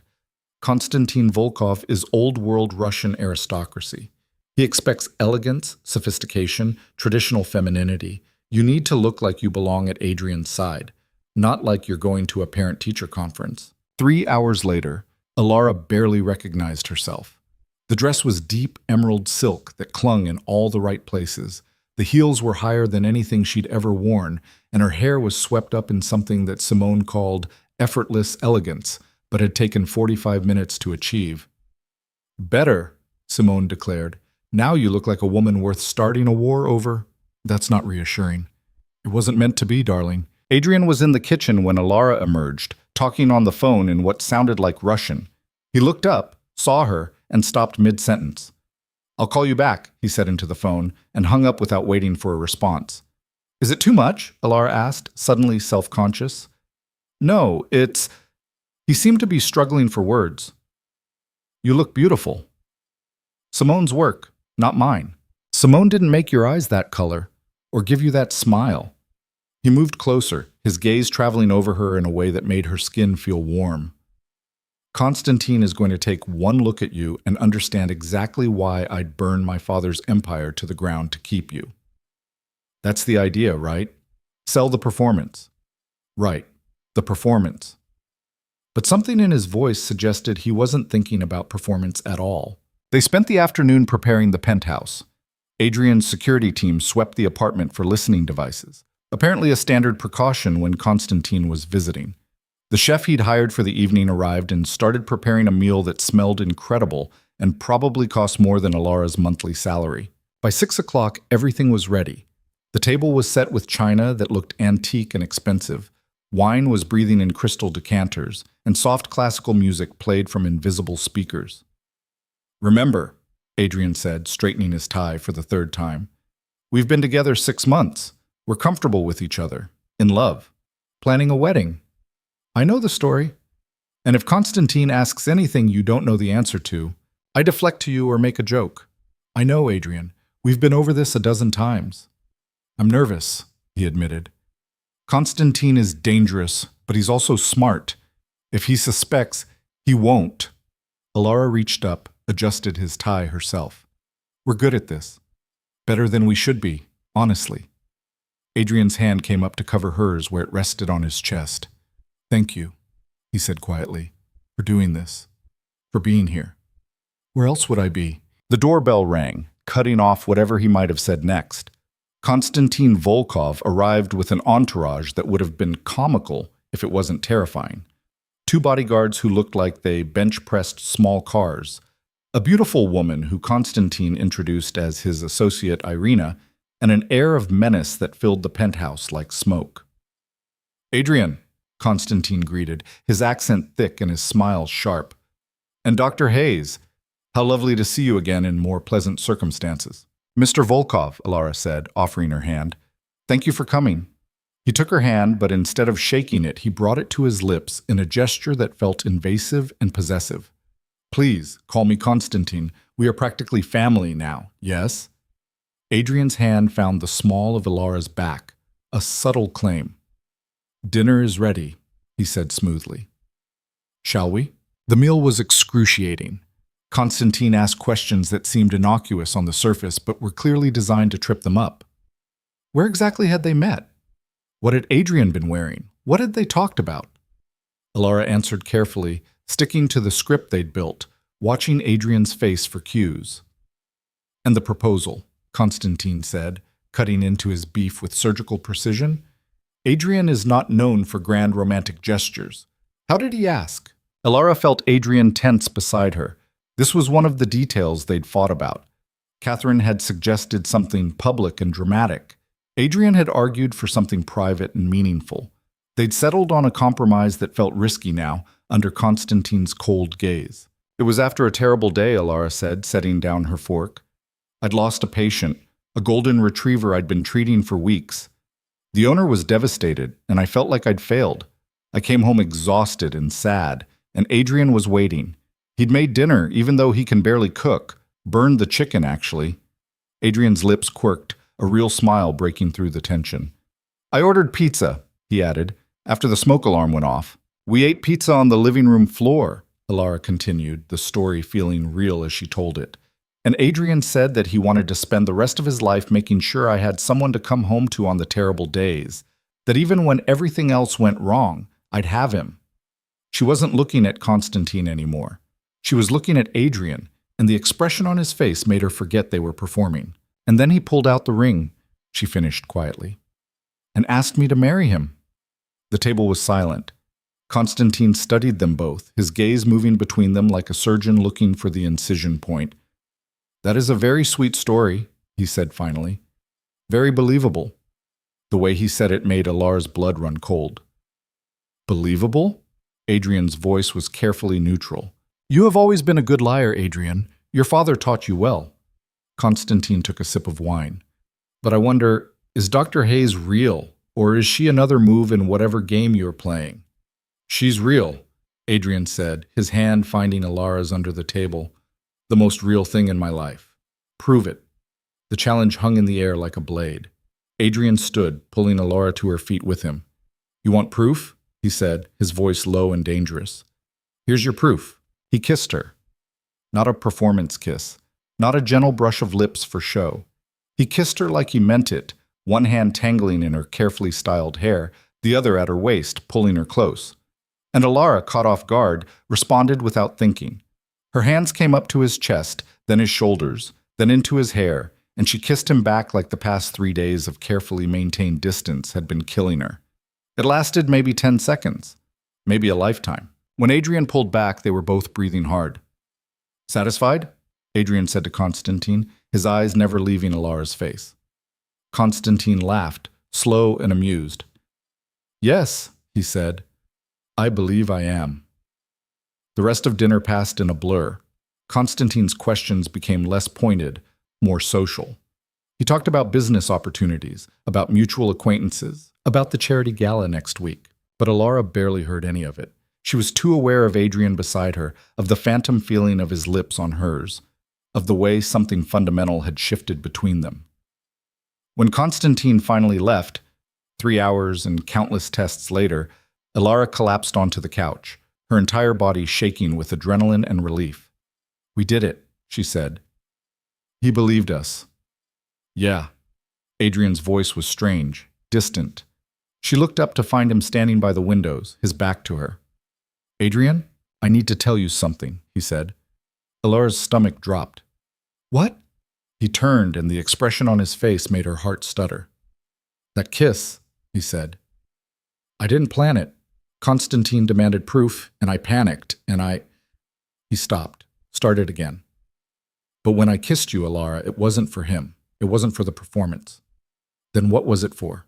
It was for me. His voice was raw. Because I've been wanting to do that since the moment you sat down at that hotel bar. And I know that's not fair. I know that's not what you signed up for, but you asked me to be honest, and that's the truth. I'm falling for you, for real. And it's the worst possible thing that could happen, but I can't seem to stop it. Alara couldn't breathe, couldn't think. Say something, Adrian said quietly. Please. She stood, crossed the space between them, and kissed him again. This time there was no audience, no performance, no reason except that she wanted to. When they broke apart, Adrian rested his forehead against hers. This is a terrible idea, he whispered. The worst, she agreed. We should probably stop. Probably. Neither of them moved. Alara. His phone rang, shattering the moment. Adrian pulled back, checked the screen, and his face went pale. What? Alara asked. It's Catherine. She never calls this late unless... He answered. What's wrong? Alara watched his expression shift from concern to horror. When? He demanded. How bad? A pause. I'll be there in 20 minutes. He hung up, already moving toward the door. Adrian, what happened? Constantine's men just firebombed one of my warehouses, he said, his voice flat. The one I was using to store shipments I was supposed to be moving for him. The one I refused to use because the cargo was illegal. Is anyone hurt? 3 of my security team are in the hospital. The building's a total loss. He grabbed his jacket. And there's a message spray-painted on the street outside. Stop playing house and get back to business. Alara's blood ran cold. He knows. He never believed us. Or he believed us and decided I'm too distracted by you to be useful anymore. Adrian's hands were shaking as he buttoned his jacket. Either way, this is a message, a warning. Next time, it won't be a warehouse. What are you going to do? He looked at her, and the fear in his eyes was more terrifying than anything else that had happened tonight.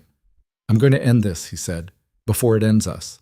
Alara grabbed her coat before Adrian could tell her to stay behind. I'm coming with you, she said. No, you're not. He was already at the door, keys in hand. This isn't a negotiation, Alara. It's dangerous, and you're staying here where it's safe. Safe? She followed him into the hallway. Constantine just burned down your warehouse to send you a message about me. I'm already in this. Hiding in your penthouse doesn't change that. Adrian stopped, spun to face her. 3 of my people are in the hospital. 3 people who work for me, who trusted me to keep them safe. I won't add you to that list. Then don't. But I'm not sitting here alone while you walk into whatever this is. She met his eyes. We're in this together, remember? That was the deal. The deal was that I'd keep you safe. The deal was that I'd be your partner. Partners don't abandon each other when things get bad. They stared at each other in the hallway, both stubborn, both scared. Adrian broke first, his shoulders sagging. You stay in the car. You don't get out, you don't interfere, and if I tell you to leave, you leave. Understood? Understood. The drive to the warehouse took 30 minutes through city traffic that Adrian navigated with barely controlled rage. He was on the phone the entire time, barking orders at his security team, at Catherine, at people whose names Alara didn't recognize. His knuckles were white on the steering wheel. How are they? Alara asked during a brief pause between calls. Your people, the ones who were hurt. Burns, smoke inhalation. One has a broken leg from trying to escape through a second-story window. His jaw was so tight she thought it might crack. They're alive. That's all that matters. Did Constantine know they'd be there? Was this meant to kill them or just scare you? With Constantine, it's always both. He knew the warehouse was mostly empty this time of night, but he also knew someone would be there for security. He wanted casualties without mass murder. Wanted me to understand what he's capable of without going so far that I have no choice but to retaliate. And if you do retaliate, then we're at war. And wars in this world don't end cleanly. Adrian took a sharp turn, tires squealing. But if I don't respond, I look weak. Every other network in the city will see that Constantine can burn my property and hurt my people without consequences. I'll be finished. Alara understood the trap he was in. Respond too aggressively and escalate into something that would destroy everything he'd been trying to build. Respond too weakly and lose whatever credibility he had left. There has to be a third option, she said. If there is, I haven't found it yet. The warehouse was in an industrial area near the docks, surrounded by other buildings that looked abandoned or close to it. Fire trucks were still there, along with police cars and an ambulance. The building itself was a smoking ruin. The roof collapsed, flames still visible through broken windows. Adrian parked a block away and turned to Alara. Stay here, lock the doors. If anything, and I mean anything, feels wrong, you drive away. Don't wait for me, don't call me, just go. Adrian, promise me, Alara. She looked at his face, at the fear barely contained beneath the anger, and nodded. I promise. He kissed her forehead, quick and desperate, then got out of the car. Alara watched him approach the scene, watched him talk to the fire chief and then to a detective who'd arrived. Even from a distance, she could see the tension in his shoulders, the way he held himself like he was bracing for impact. Her phone buzzed. A text from Catherine. Where are you? Adrian isn't answering. With him. At the warehouse. 3 dots appeared, then, get him out of there. Police are asking questions he can't afford to answer right now. Alara looked up to see the detective gesturing toward a police car, clearly wanting Adrian to come downtown for a statement. She got out of the car. Adrian saw her immediately, and his expression went from worried to furious in half a second. But before he could say anything, Alara was at his side, slipping her hand into his. Dr. Hayes, the detective said, surprised. I didn't realize you were here. I was with Adrian when he got the call, Alara said smoothly. We came straight from dinner. Is there something we can help you with, Detective? Morrison, Detective Morrison. He flipped open a notebook. I was just asking Mr. Voss about the warehouse. What was stored here? Who had access? Whether he has any idea who might have done this? I store legitimate shipping containers, Adrian said, his voice carefully neutral. Furniture, electronics, textiles. All legal, all documented. As for who did this, I have no idea, but I'd very much like to find out. Morrison's expression said he didn't believe a word of it. No enemies, no business disputes, no one who might want to send you a message? I'm sure you've done your research, Detective. I'm sure you know my father's history. Adrian's voice was hard. But whatever wars he was fighting, they died with him. My businesses are legitimate. My associations are clean. This was either random arson or a case of mistaken identity. Mistaken identity. Morrison wrote that down like it was the punchline to a joke. Right. Well, Mr. Voss, I'm going to need you to come down to the station to give a formal statement. Just routine. My fiancé just watched his property burn down, Alara interrupted. 3 of his employees are in the hospital. I think routine questioning can wait until tomorrow when he's had a chance to process this. Morrison looked at her, reassessing. Dr. Hayes, I understand you're upset, but this is a criminal investigation. Mr. Voss needs to cooperate. And he will, tomorrow, with his lawyer present. Alara's voice was steady, channeling every difficult client conversation she'd ever had. Right now, we're going to the hospital to check on his injured employees. Unless you're planning to arrest him, Detective? Morrison's jaw tightened. Not at this time. Then we'll see you tomorrow. Alara tugged on Adrian's hand.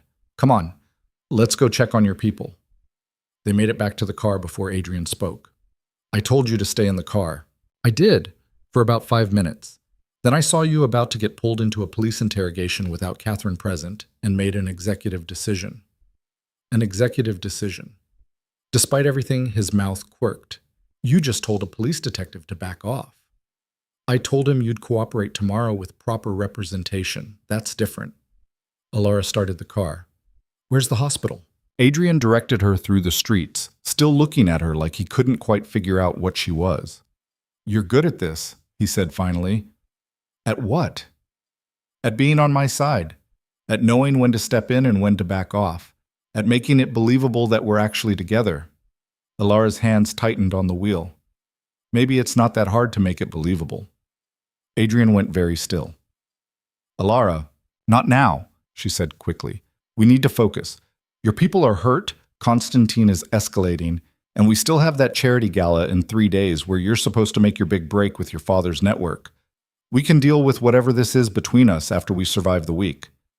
And if we don't survive the week? She glanced at him. Then I guess it won't matter, will it? The hospital was one of those expensive private facilities where the waiting rooms had actual art, and the coffee didn't taste like despair.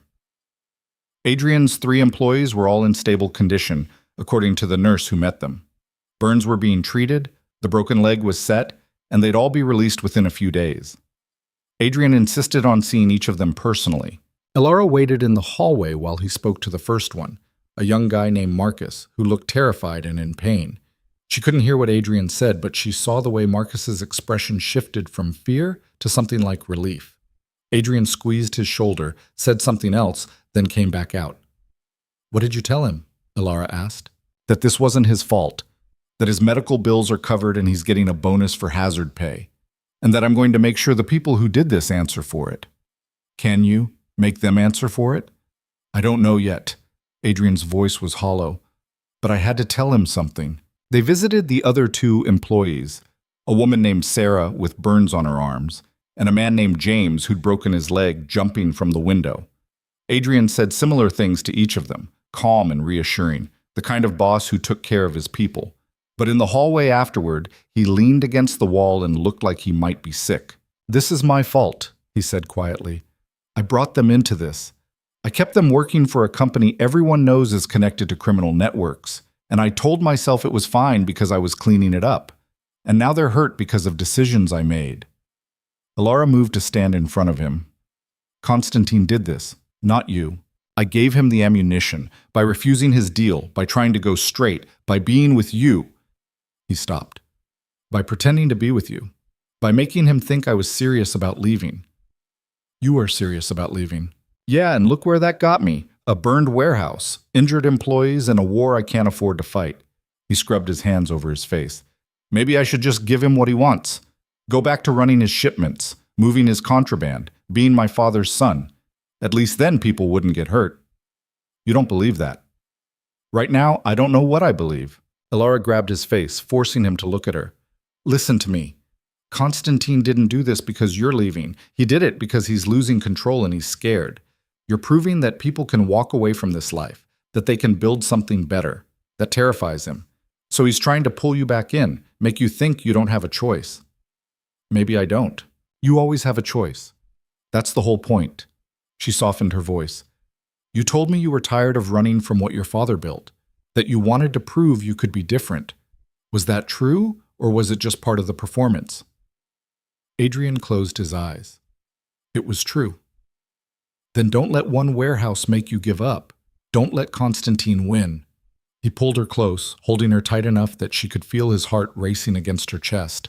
I don't know how to do this, he whispered into her hair. I don't know how to fight him without becoming him. Then we'll figure it out together. They stood like that for a long moment, holding each other in a hospital hallway while fluorescent lights hummed overhead and nurses passed by pretending not to notice. When Adrian's phone rang again, they both flinched. He checked it, and his expression went from exhausted to alert in an instant. It's Catherine. She found something. He answered on speaker. What do you have? Proof. Catherine's voice came through clipped and professional. Proof that Constantine ordered the hit. Security footage from a camera across the street shows his men setting the fire. Plates on the van they use trace back to a shell company he controls. And I have a witness, one of the dock workers, who saw them and is willing to testify. Adrian's jaw clenched. That's not proof we can use. If I go to the police with this, Constantine will know I'm working against him. It'll escalate beyond anything we can control. I'm not suggesting you go to the police. Catherine's voice was careful. I'm suggesting you use it for leverage. You have the charity gala in 3 days. Half the city's elite will be there, including federal investigators who've been building a case against Constantine's network for years. What if you gave them what they need to finally move on him? Alara felt Adrian's entire body tense. You're suggesting I become an informant, he said flatly. I'm suggesting you protect yourself and your business by helping law enforcement take down someone who just tried to destroy you. There's a difference. Not to the people in my father's world. If they find out I cooperated with federal agents, I'm dead. Alara's dead. Everyone I care about becomes a target. Only if they find out, Catherine countered. But if you do this right, if you time it perfectly at the gala, you can expose Constantine publicly while making it look like you had no choice, like you were forced to defend yourself. The other networks will understand that. They might even respect it. Adrian was quiet for a long moment. Alara could see him running calculations, weighing risks, trying to find a path that didn't end in disaster. Who are these federal investigators? He asked finally. FBI. They've been watching Constantine for 3 years building a RICO case. They have everything except proof of the violence. Proof that he orders hits, that he uses intimidation and murder to maintain control. Catherine paused. Proof like a firebombed warehouse and 3 hospitalized employees. And if I give them that proof, they can arrest him. They can arrest him, freeze his assets, and dismantle his entire network. Within days. It sounded too good to be true. Alara could see Adrian thinking the same thing. What's the catch? He asked. The catch is that you have to wear a wire to the gala. You have to get Constantine talking about the warehouse, admitting what he did and why. And you have to do it in front of enough witnesses that he can't claim it's fabricated. Catherine's voice was steady. It's risky. If Constantine suspects anything, if he searches you or checks for surveillance, it's over. But it's also the cleanest way out of this that I can see. Adrian looked at Alara. She could see the question in his eyes, the fear, and the desperate hope. What do you think? He asked quietly. The fact that he was asking her, that he valued her opinion on something this important, made her chest tight. I think it's terrifying, she said honestly. I think it could go wrong in 100 different ways, but I also think you're out of good options. And if this works, you're free, really free. No more Constantine, no more having to choose between your father's empire and the life you actually want. And if it doesn't work, then we run fast and far, and we figure out the rest later. Adrian turned back to the phone. Set up the meeting with the FBI. I want to talk to them myself, understand exactly what they need and what they're offering in exchange. I'll arrange it for tomorrow morning. Catherine's relief was audible. Adrian, this is the right call. I know it doesn't feel like it, but this is the way out. I hope you're right. He hung up and immediately pulled Alara close again. I'm scared. I know. If this goes wrong, if Constantine figures it out, then we deal with it, together. She pulled back enough to look at him. But Adrian, you need to understand something. If you do this, if you really commit to taking down Constantine and breaking with your father's world, there's no going back. You'll have made your choice. I made my choice the night I met you, he said quietly. Everything since then has just been me trying to figure out how to survive it. They drove back to the penthouse in the early hours of the morning, exhausted and wired, and holding hands across the center console like letting go would mean drowning. The penthouse felt different when they walked in, less like a showcase and more like the place where they'd kissed, where they'd built a fictional history that was becoming more real by the day, where they'd admitted things to each other that neither of them had planned to say. "You should sleep," Adrian said, but he didn't move toward his room. "So should you." "I don't think I can. My brain won't stop running scenarios, trying to figure out what could go wrong." Alara made a decision that was probably stupid, but felt inevitable. "Come on." She led him to the living room, to the same couch where they'd eaten Thai food and built their fake relationship. She sat down and pulled him down beside her, then shifted so his head was resting on her lap. "What are you doing?" he asked, looking up at her. "Giving you permission to stop thinking for 5 minutes." She ran her fingers through his hair, gentle and rhythmic. "Just breathe. We'll deal with everything else tomorrow." Adrian closed his eyes, his entire body slowly relaxing under her touch. "This isn't part of the contract," he murmured. "No, it's not. We're crossing all kinds of lines. I know. We should probably stop." "Probably." She kept stroking his hair. "But we're not going to." "No, we're not." He caught her free hand, pressed a kiss to her palm. "Alara?" "Yeah?" "When this is over, when Constantine's in prison and my father's empire is finally dismantled and I don't have to look over my shoulder every 5 minutes, can we try this for real?" Her hand stilled in his hair. "Try what for real?" "Us. This. Whatever we're pretending to be." He opened his eyes, looking up at her with an honesty that made her ache.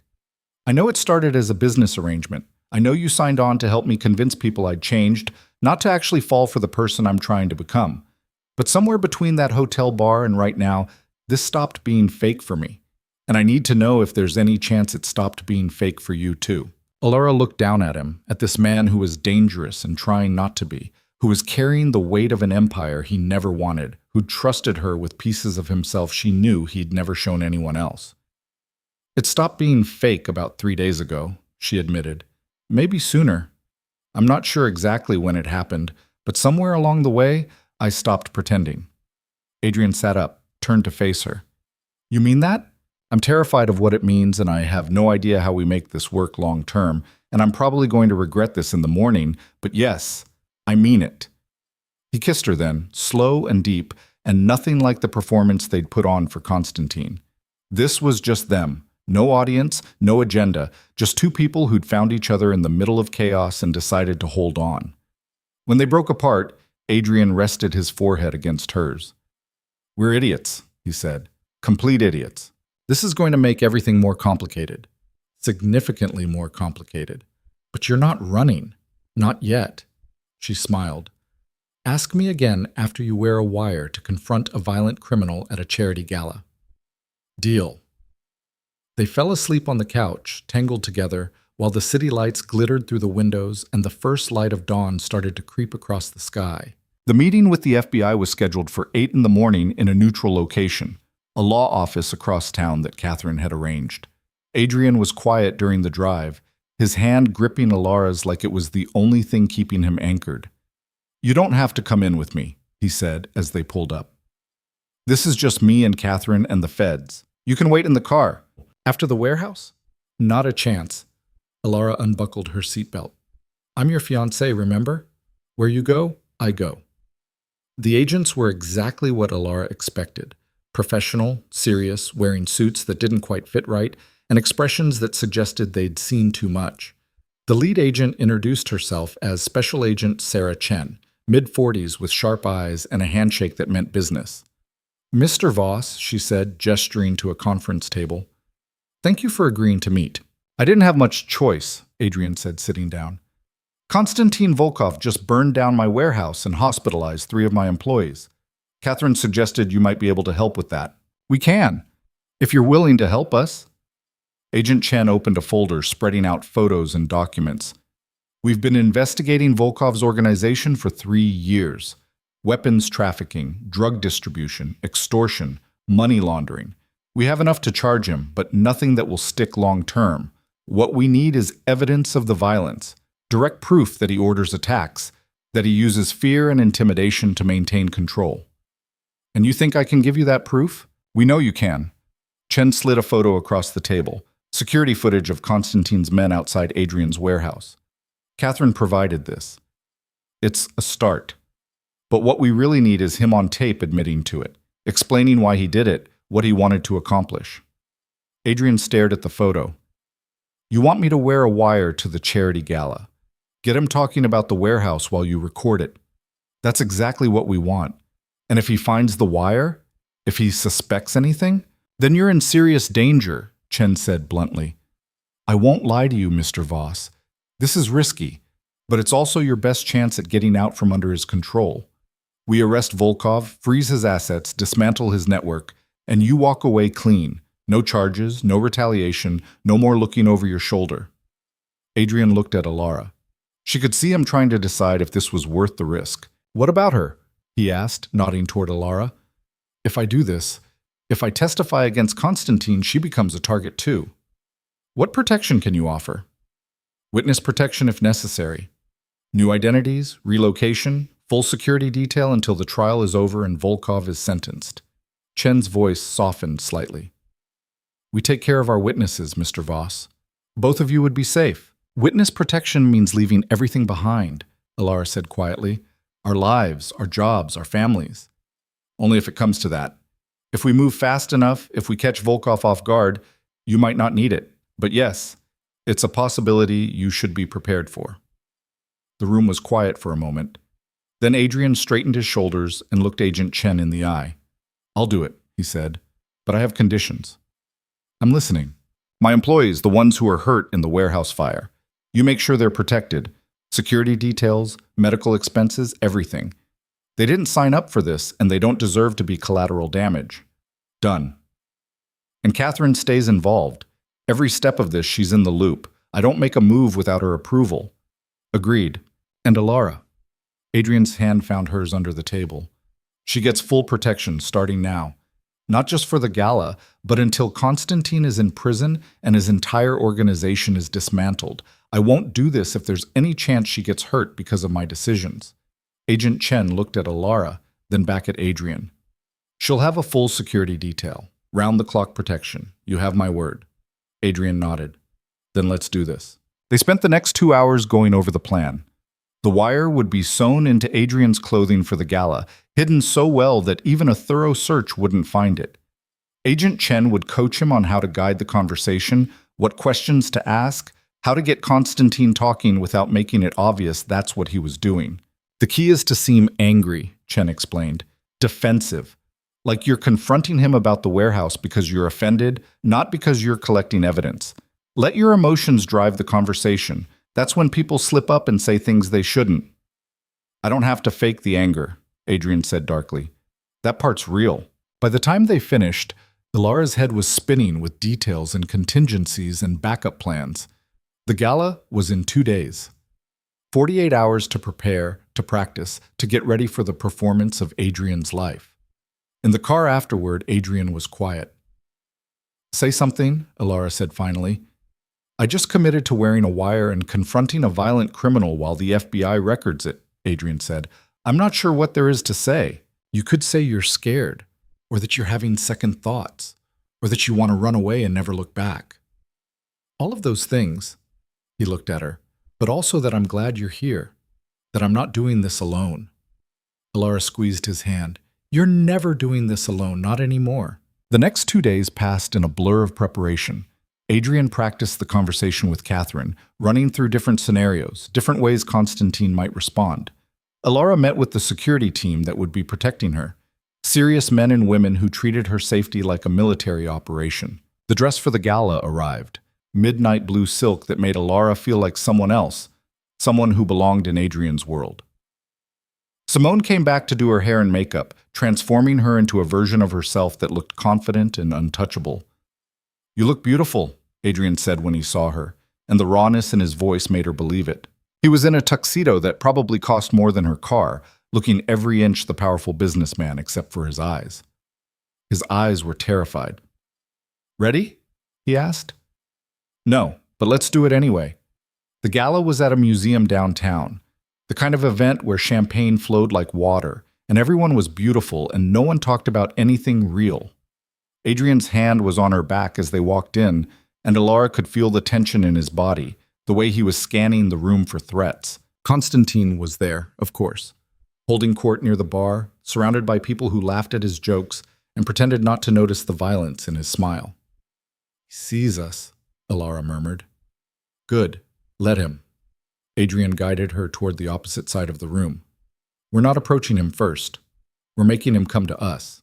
They mingled for an hour, Adrian introducing Alara to business associates and donors and people whose names she forgot immediately. The whole time she could feel Constantine watching them, waiting. And then, finally, he made his move. "Adrian," Constantine said, appearing at Adrian's elbow like smoke. "And the lovely Dr. Hayes. How wonderful to see you both." "Constantine," Adrian's voice was cold. "Quite a coincidence, running into you here. Is it? I thought perhaps you'd be too busy dealing with that unfortunate fire to attend social events." Constantine's smile was razor sharp. "How are your employees? I heard several were injured." Adrian's hand tightened on Alara's waist. Warning or reassurance, she couldn't tell. "They're recovering, no thanks to whoever burned down my warehouse." Adrian's voice was hard, angry, exactly like Agent Chen had coached. "But I'm sure you wouldn't know anything about that." "Why would I know anything about it?" Constantine took a sip of champagne. "Unless you're implying something." "I'm implying that someone sent me a very clear message, and I'm wondering what I'm supposed to do about it." This was it.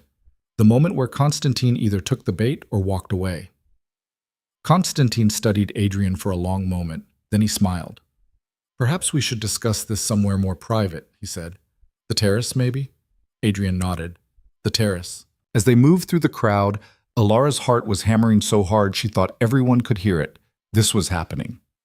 Adrian was about to walk into a confrontation with a man who'd already proven he was willing to use violence, and all he had for protection was a wire sewn into his jacket and FBI agents scattered through the crowd. On the terrace, the night air was cold and sharp. Constantine's bodyguards materialized from the shadows, creating a barrier between them and any other guests who might wander out. "Now then," Constantine said, all pretense of politeness dropping away. "Let's talk honestly, Adrian. You've been testing my patience for months, refusing deals, cutting ties with our mutual associates, pretending you're going legitimate. And then you show up with this woman." He gestured dismissively at Alara. "Well, but and suddenly, you're too busy playing house to honor your father's agreements." "My father's dead," Adrian said flatly. "His agreements died with him." "That's not how this works, and you know it. You inherited his empire. That means you inherited his obligations." Constantine's voice went cold. "Including his partnership with me." "I don't want his partnership. I don't want anything to do with what he built." "Then you're a fool." Constantine stepped closer. "Do you think you can just walk away? That you can reject everything your father stood for, and there won't be consequences? Like burning down my warehouse? Like hospitalizing my people?" There, the admission they needed. But Constantine just smiled. "I don't know what you're talking about." Adrian's frustration was palpable, and Alara realized with a sinking feeling that Constantine wasn't going to confess. He was too smart, too careful. Unless they pushed harder. "You're a coward," Alara heard herself say. Both men turned to look at her. "Excuse me?" Constantine's voice was dangerous. "You heard me. You're a coward who hides behind intimidation and violence because you're terrified of losing control." Alara stepped forward, ignoring Adrian's warning look. "Adrian's proving that people can leave this life, that they can build something better, and that scares you. So you burn down his warehouse to try to pull him back in, to prove you still have power over him." Constantine's face went very still. "Dr. Hayes, you should be careful. You're playing in a world you don't understand." "I understand that you're desperate, that you're watching your empire crumble, and you're trying to hold it together by destroying anyone who dares to walk away. That's not power. That's pathetic." "Alara," Adrian warned, but she couldn't stop now. "You want to scare us? Fine. Burn down another warehouse, send more threats. But Adrian's not coming back to you. He's done with this life, done with men like you, and nothing you do is going to change that." Constantine's hand moved, just slightly, and both his bodyguards shifted. and then he laughed. Brave words, Dr. Hayes. Foolish, but brave.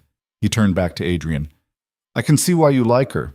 She has spirit, but spirit won't protect her when you finally realize that you can't escape what you are, what your father made you.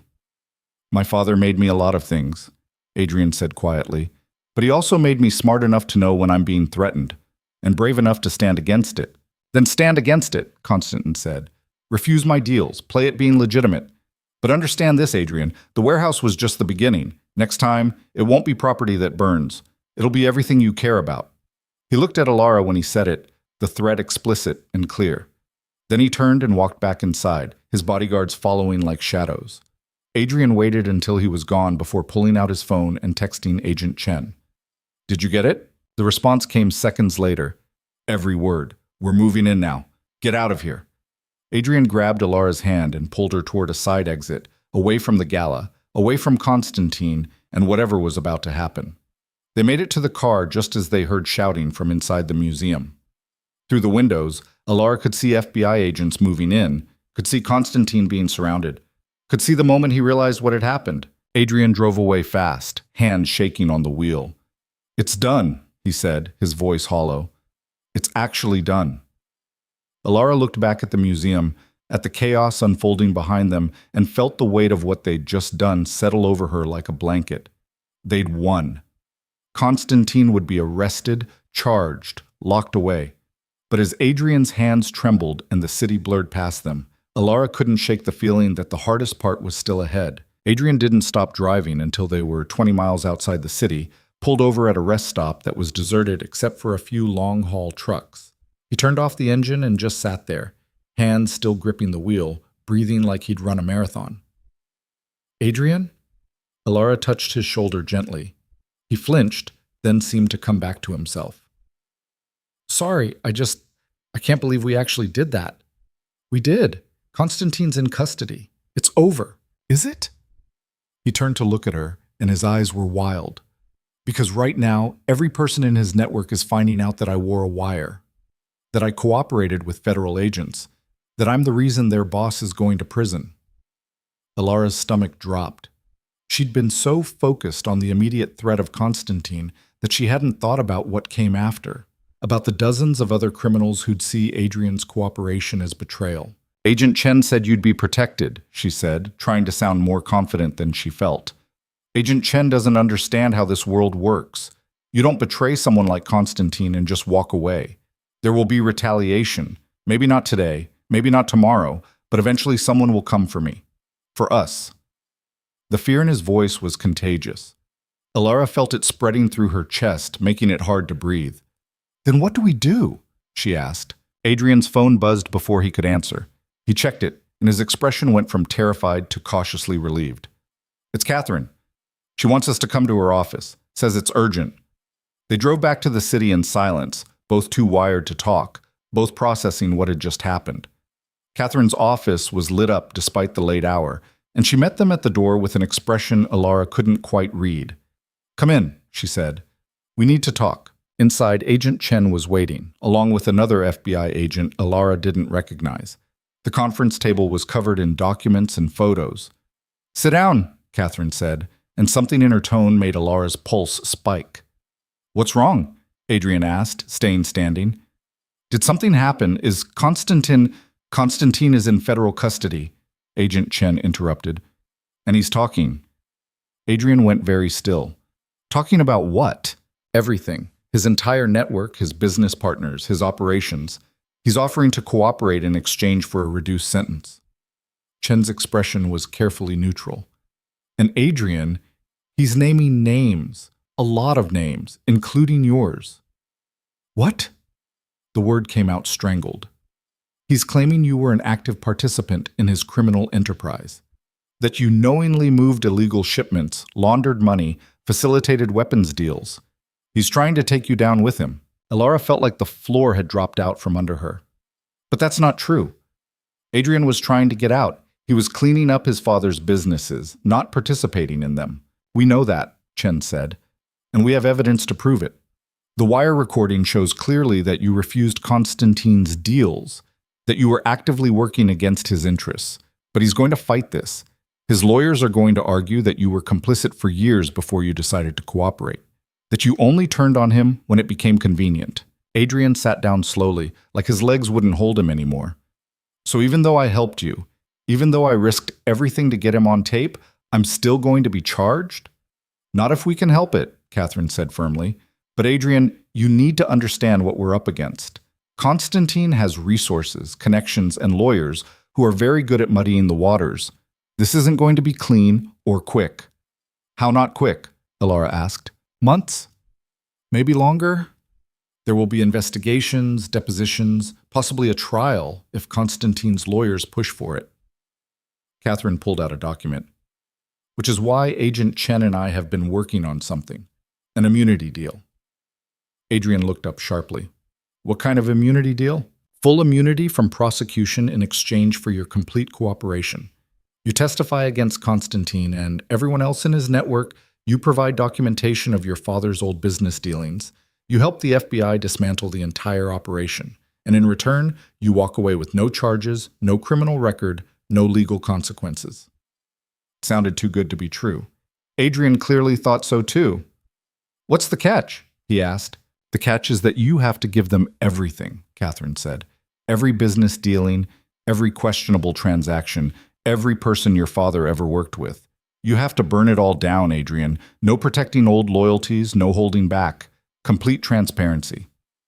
Adrian's jaw tightened. Some of those people, my father worked with them for decades. They have families, legitimate businesses alongside the illegal ones. If I give the FBI everything, I'm destroying their lives too. Yes, Catherine said bluntly. You are. But the alternative is that you go to prison alongside Constantine while they walk free. Is that what you want? The silence in the room was suffocating. Elara reached for Adrian's hand under the table, lacing her fingers through his. His grip was almost painful. How long do I have to decide? He asked finally. 24 hours, Agent Chen said. After that, the offer expires and you'll be subject to the same investigation as everyone else Constantine named. 24 hours to decide whether to betray everyone my father ever trusted. Adrian's laugh was hollow. That's generous. It's 24 hours to decide whether you want to spend the rest of your life in prison or actually build the clean future you've been claiming to want. Chen's voice softened slightly. Mr. Voss, I know this isn't easy, but you've already made the hard choice. You wore that wire. You confronted Constantine. You chose to stand against everything your father built. This is just the final step. Adrian didn't respond.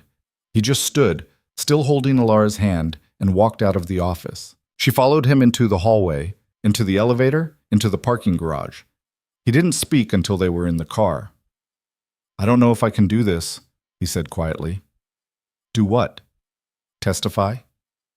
Destroy people's lives. Some of the men my father worked with. They're not all monsters like Constantine. Some of them are just trying to survive, to provide for their families. If I give the FBI their names, their businesses, their secrets, I'm taking everything from them. Elara understood the weight he was carrying. The impossible choice between protecting people who probably didn't deserve it and protecting himself. What did your father do? She asked. When he had to make choices like this? He chose himself, every time. That's how he built his empire, by being willing to sacrifice anyone who got in his way. Adrian's voice was bitter. I spent my whole life watching him destroy people without hesitation. I swore I'd never be like that. You're not like that. You're trying to do the right thing. Am I? Because right now, the right thing looks a lot like betraying people who trusted my father, who trusted me. Did they trust you, or did they just expect you to be like your father? Elara turned in her seat to face him. Adrian, these people you're trying to protect, would they protect you if the situation was reversed? He was quiet for a long time. No, probably not. Then why are you protecting them? Because I want to be better than they are. Better than my father was. And I don't know how to do that while also burning down everything he built. Elara thought about her own life before all this, about the safe, predictable path she'd been on, about how she'd spent years being careful, being good, never taking risks because she was afraid of making mistakes. You know what I've learned in the past week? She said. Being better doesn't mean being perfect.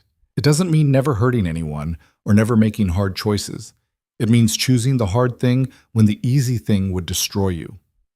Adrian looked at her, and she saw the moment something shifted in his eyes. Some decision being made, some weight being accepted. "You're right," he said. "You're right, but that doesn't make it easier. Nothing about this has been easy. Why should the ending be any different?" His laugh was surprised and genuine. "When did you get so wise?" "About 3 days ago. I'm still getting used to it." They drove back to the penthouse, and this time when they walked in, it felt like coming home instead of entering a museum. Adrian shed his tuxedo jacket, loosened his tie, and poured them both whiskey from a bottle that probably cost more than Alara's monthly rent. "To terrible decisions," he said, raising his glass. "To surviving them," Ilara countered. They drank, and for a moment, the world felt almost normal. "I'm going to do it," Adrian said suddenly. "The immunity deal. I'm going to give them everything." "Are you sure?" "No, but I'm done trying to protect my father's legacy, done trying to honor obligations that were corrupt from the start." He set down his glass. "I want to build something new, something clean, and I can't do that while still carrying his secrets." Ilara moved to stand in front of him. "Then we'll build it together. Whatever comes next, we'll figure it out. Even if it means months of testimony, of depositions and trials, and watching me destroy people on the witness stand, even then." She touched his face gently. "You're not doing this alone, Adrian. You've never been alone, not since that night in the hotel bar." He pulled her close, holding her like she was the only solid thing in a world that was crumbling around them. "I love you," he said into her hair. "I know that's insane and too fast and probably a terrible idea, but I love you, for real. Not for the performance, not for the contract, just because you're you." Ilara's chest felt too full, too tight with emotion. "I love you too," she whispered. "And you're right, it's completely insane. But I don't care anymore." They stood like that for a long time, holding each other in the quiet penthouse, while the city sprawled below them, and the future waited, uncertain and terrifying, and theirs to build. The next morning, Adrian called Agent Chen and accepted the immunity deal. The weeks that followed were brutal. Adrian spent hours every day in FBI offices, going through documents, identifying associates, explaining deals his father had made decades ago. Ilara watched him come home exhausted each night, watched the weight of what he was doing etch itself into the lines around his eyes. But she also watched him start to change, start to stand straighter, sleep better, breathe easier. Like each piece of his father's empire he helped dismantle was a chain falling away. Constantine went to trial 3 months later. The evidence was overwhelming: the wire recording, the witness testimony, the paper trail of violence and intimidation. He was convicted on 17 counts, including racketeering, extortion, and conspiracy to commit murder.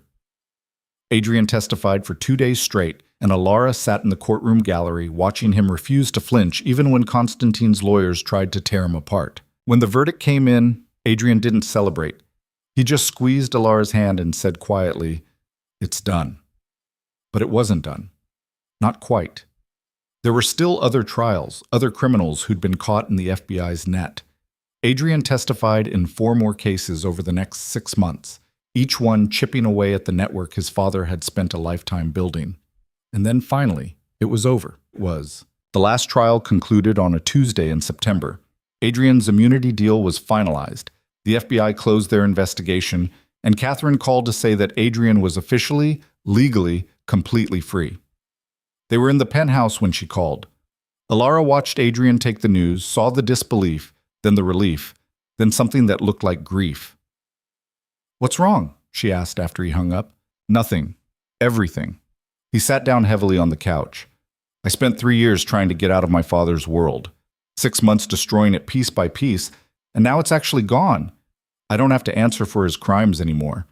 I don't have to carry his legacy. I'm just me. And who is that? Now that you're not Marcus Voss's son anymore?" Adrian looked at her, and for the first time since she'd met him, he smiled without any shadow behind it. "I guess we get to find out." Finding out turned out to be harder than either of them expected. Adrian had built his entire identity around either being his father's heir or rebelling against it. Without that framework, he was lost. He sold off most of his remaining businesses, keeping only the ones that were completely legitimate and ethical. He donated half his fortune to organizations that helped people escape organized crime, that provided resources for witness protection families, that fought the systems his father had profited from.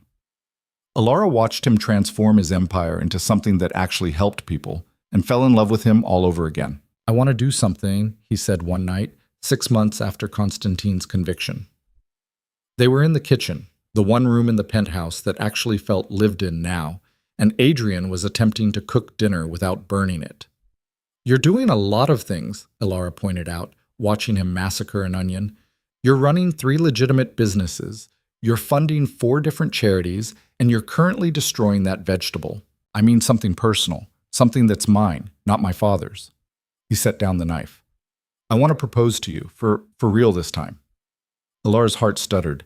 "Adrian, I know we're already engaged, technically, according to the contract and the public story and all the lies we've been telling for 8 months, but I want to ask you for real, without the performance, without the pressure, without any reason except that I want to spend the rest of my life with you." He got down on one knee right there in the kitchen, with the half-chopped onion on the counter and flour on his shirt from attempting to make pasta from scratch. "Alara Hayes," he said, "you saved my life in a hotel bar when you had every reason to walk away. You stood beside me through trials and threats and months of testimony. You loved me when I was still trying to figure out how to love myself. Will you marry me? Actually marry me, not for show, not for protection, just because we choose each other?"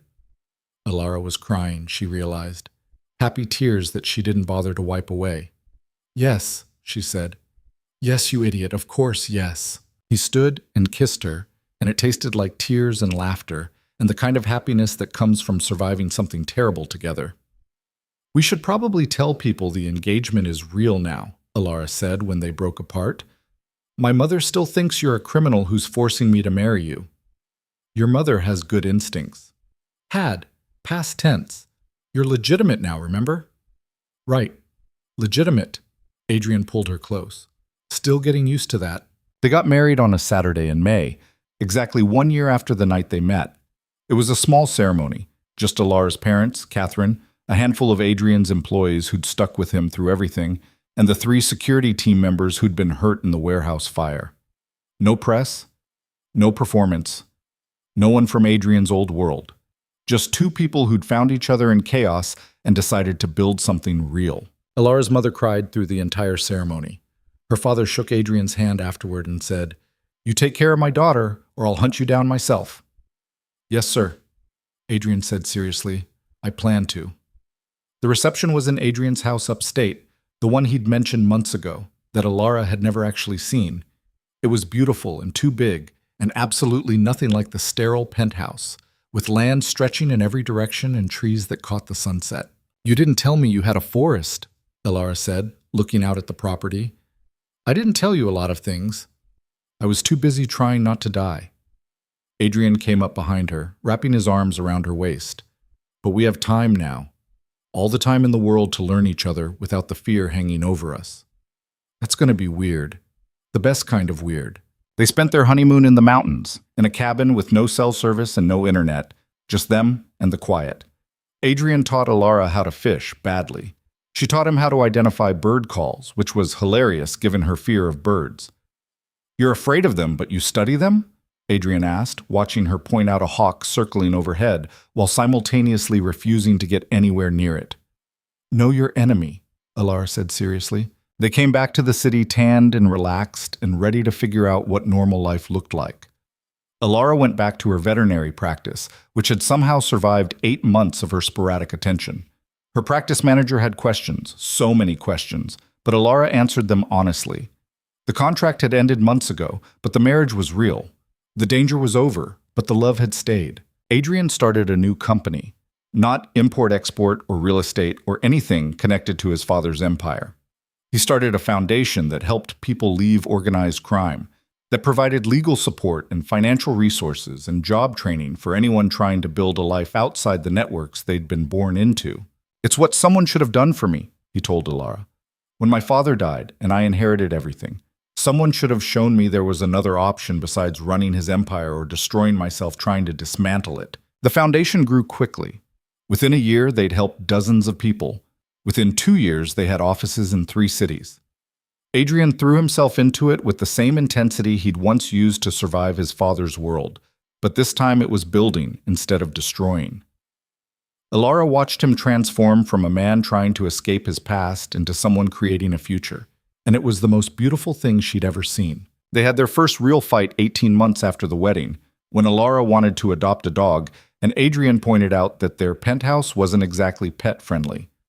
"Then we'll move," Alara said. "Get a house with a yard, somewhere the dog can run." "You want to leave the penthouse?" "Adrian, we've been talking about leaving that place since we met. You hate it. It reminds you of your father. Why are we still living there?" He didn't have a good answer. The next week, they started house hunting. They found a place in the suburbs, nothing like Adrian's usual style. It was normal-sized with a fenced yard and neighbors who brought over casseroles and didn't know or care about Marcus Voss or Konstantin Volkov or any of it. "It's perfect," Alara said, standing in the empty living room. "It's small," Adrian countered, "and the kitchen is outdated, and I'm pretty sure that's mold in the basement." "It's perfect," she repeated, "because it's ours. Not your father's, not part of some performance, just ours." They moved in 3 months later. The dog, a rescue mutt named Charlie who was afraid of everything, came a week after that. Adrian, who'd once commanded criminal empires and negotiated with violent men without flinching, was completely defeated by a 30-pound dog who barked at his own shadow. "He hates me," Adrian said, watching Charlie hide under the couch for the 3rd day in a row. "He doesn't hate you. He's scared. He had a bad life before we got him, and he doesn't trust easily." Alara sat on the floor next to the couch. "Sound familiar?" Adrian sat beside her. "That's not fair." "It's completely fair." It took Charlie 3 weeks to come out from under the couch consistently. Another month before he'd let Adrian pet him. 6 months before he'd sleep in their bed. But the day Adrian came home and Charlie actually ran to greet him, tail wagging, Alara saw tears in her husband's eyes. "I think he likes me now," Adrian said, kneeling down to pet the dog. "I think he loves you. He just had to learn that you weren't going to hurt him." Adrian looked up at her. "Like you did." "Like I did," she agreed. They built a life that was aggressively normal. Adrian coached Little League baseball for the neighborhood kids. Alara volunteered at the animal shelter. They had friends over for dinner and forgot to call them back and argued about whose turn it was to do dishes. It was boring and domestic and everything Adrian had never imagined having. "I love this," he said one Saturday morning, watching Alara try to teach Charlie to roll over while burning pancakes in the kitchen. "Love what? The chaos? All of it? The house? The dog?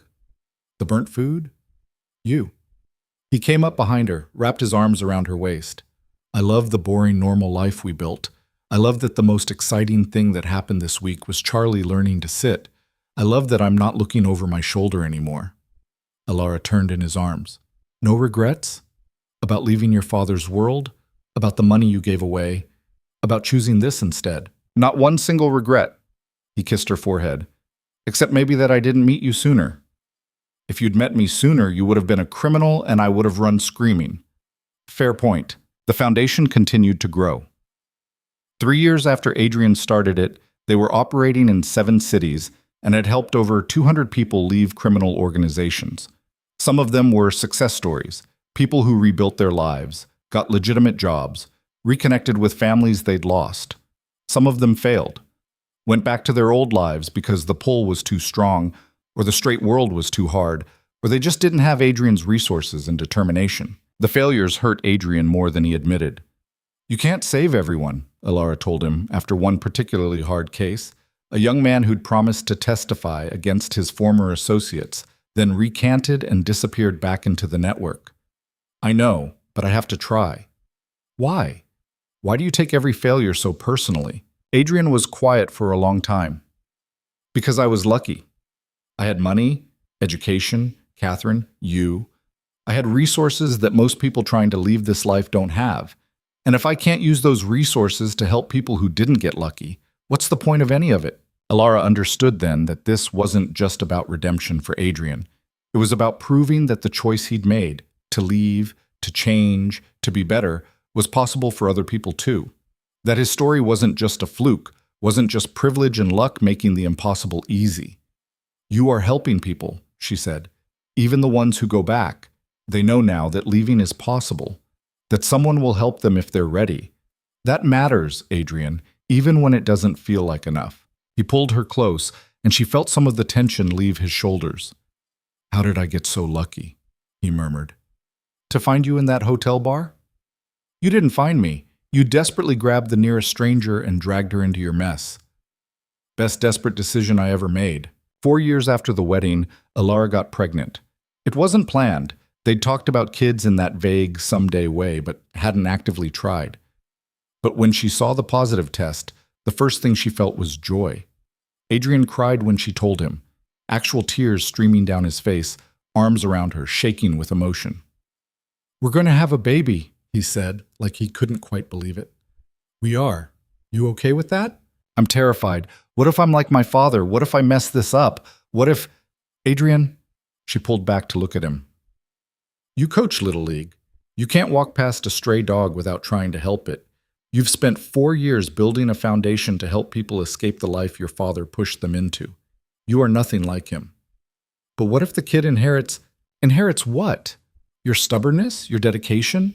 Your annoying habit of overthinking everything? She smiled. Those are your traits, Adrian, not your father's. You get to decide what kind of parent you'll be, just like you decided what kind of person you'd be. The pregnancy was normal and boring in the best way. No drama, no complications, just 9 months of Alara getting progressively larger while Adrian read every parenting book ever written and drove her slightly insane with his preparations. Their daughter was born on a Tuesday in March, screaming and red-faced and perfect. They named her Grace. Not after anyone in particular, just because they both liked it. Because she was their fresh start, their proof that people could build something good even when they came from bad places. Adrian held her in the hospital, staring down at her tiny face with an expression of absolute wonder. Hi, Grace, he whispered. I'm your dad, and I promise I'm going to do better than my father did. I'm going to love you and protect you and show you that you can be whoever you want to be. You don't have to carry anyone's legacy but your own. Alara watched him make promises to their daughter and felt her heart expand in ways she hadn't known were possible. This was what they'd fought for. This quiet moment in a hospital room, holding their child, building a family that had nothing to do with violence or fear or inherited obligations. This was what redemption looked like. Grace grew up in the suburban house with the yard and the slightly moldy basement that Adrian had eventually fixed. She learned to walk holding on to Charlie, who'd transformed from a terrified rescue into a patient, gentle companion. She learned that her father ran a foundation helping people, that her mother fixed sick animals, that family meant choosing to show up for each other even when it was hard. On her 5th birthday, Adrian took Alara aside while the party was happening in the backyard. I need to tell you something, he said. Alara's stomach dropped. What's wrong? Nothing. Everything's right. That's the point. He took her hand. I've been thinking about that night we met, about the choice you made to help me when you had every reason to run. And I realized something. What? You didn't just save my life that night. You showed me what it looked like to choose the hard thing because it was right. To risk yourself for someone else without knowing if it would work out. Everything I've built since then, the foundation, the life we have, being Grace's father, it all started because you chose to be brave when I was desperate and scared. Alara's eyes stung. Adrian, let me finish. I want Grace to grow up knowing that story. Not the sanitized version, but the real one. That her father was part of a criminal empire. That he made mistakes and hurt people and had to spend years making it right. That her mother was a veterinarian who helped a stranger and ended up changing both their lives. He squeezed her hand. I want her to know that people can change. That your past doesn't have to define your future. That choosing to be better is always possible, even when it seems impossible. That's a lot of pressure for a 5-year-old. Not right now, but someday, when she's old enough to understand. Adrian looked out at the backyard where Grace was running around with her friends and Charlie was barking joyfully. I want her to know that she comes from people who chose to be better, who fought for the right thing even when it cost them everything. Because that's the only legacy worth passing on. Alara leaned against him, watching their daughter play, and thought about the terrified veterinarian who'd sat in a hotel bar one night and made a choice that changed everything. She thought she was just helping a stranger avoid some trouble. She hadn't known she was stepping into a story about redemption and love and the hard work of becoming someone new. But looking at the life they'd built, the house, the foundation, the family, she wouldn't change a single moment, even the scary ones, even the times she'd been sure they wouldn't survive, even the performance that had slowly, inevitably, become the truest thing in her life. "We did good," she said quietly. "We did," Adrian agreed. "And we're not done yet." The foundation expanded. By the time Grace was 10, they were operating in 15 cities with a staff of over 100.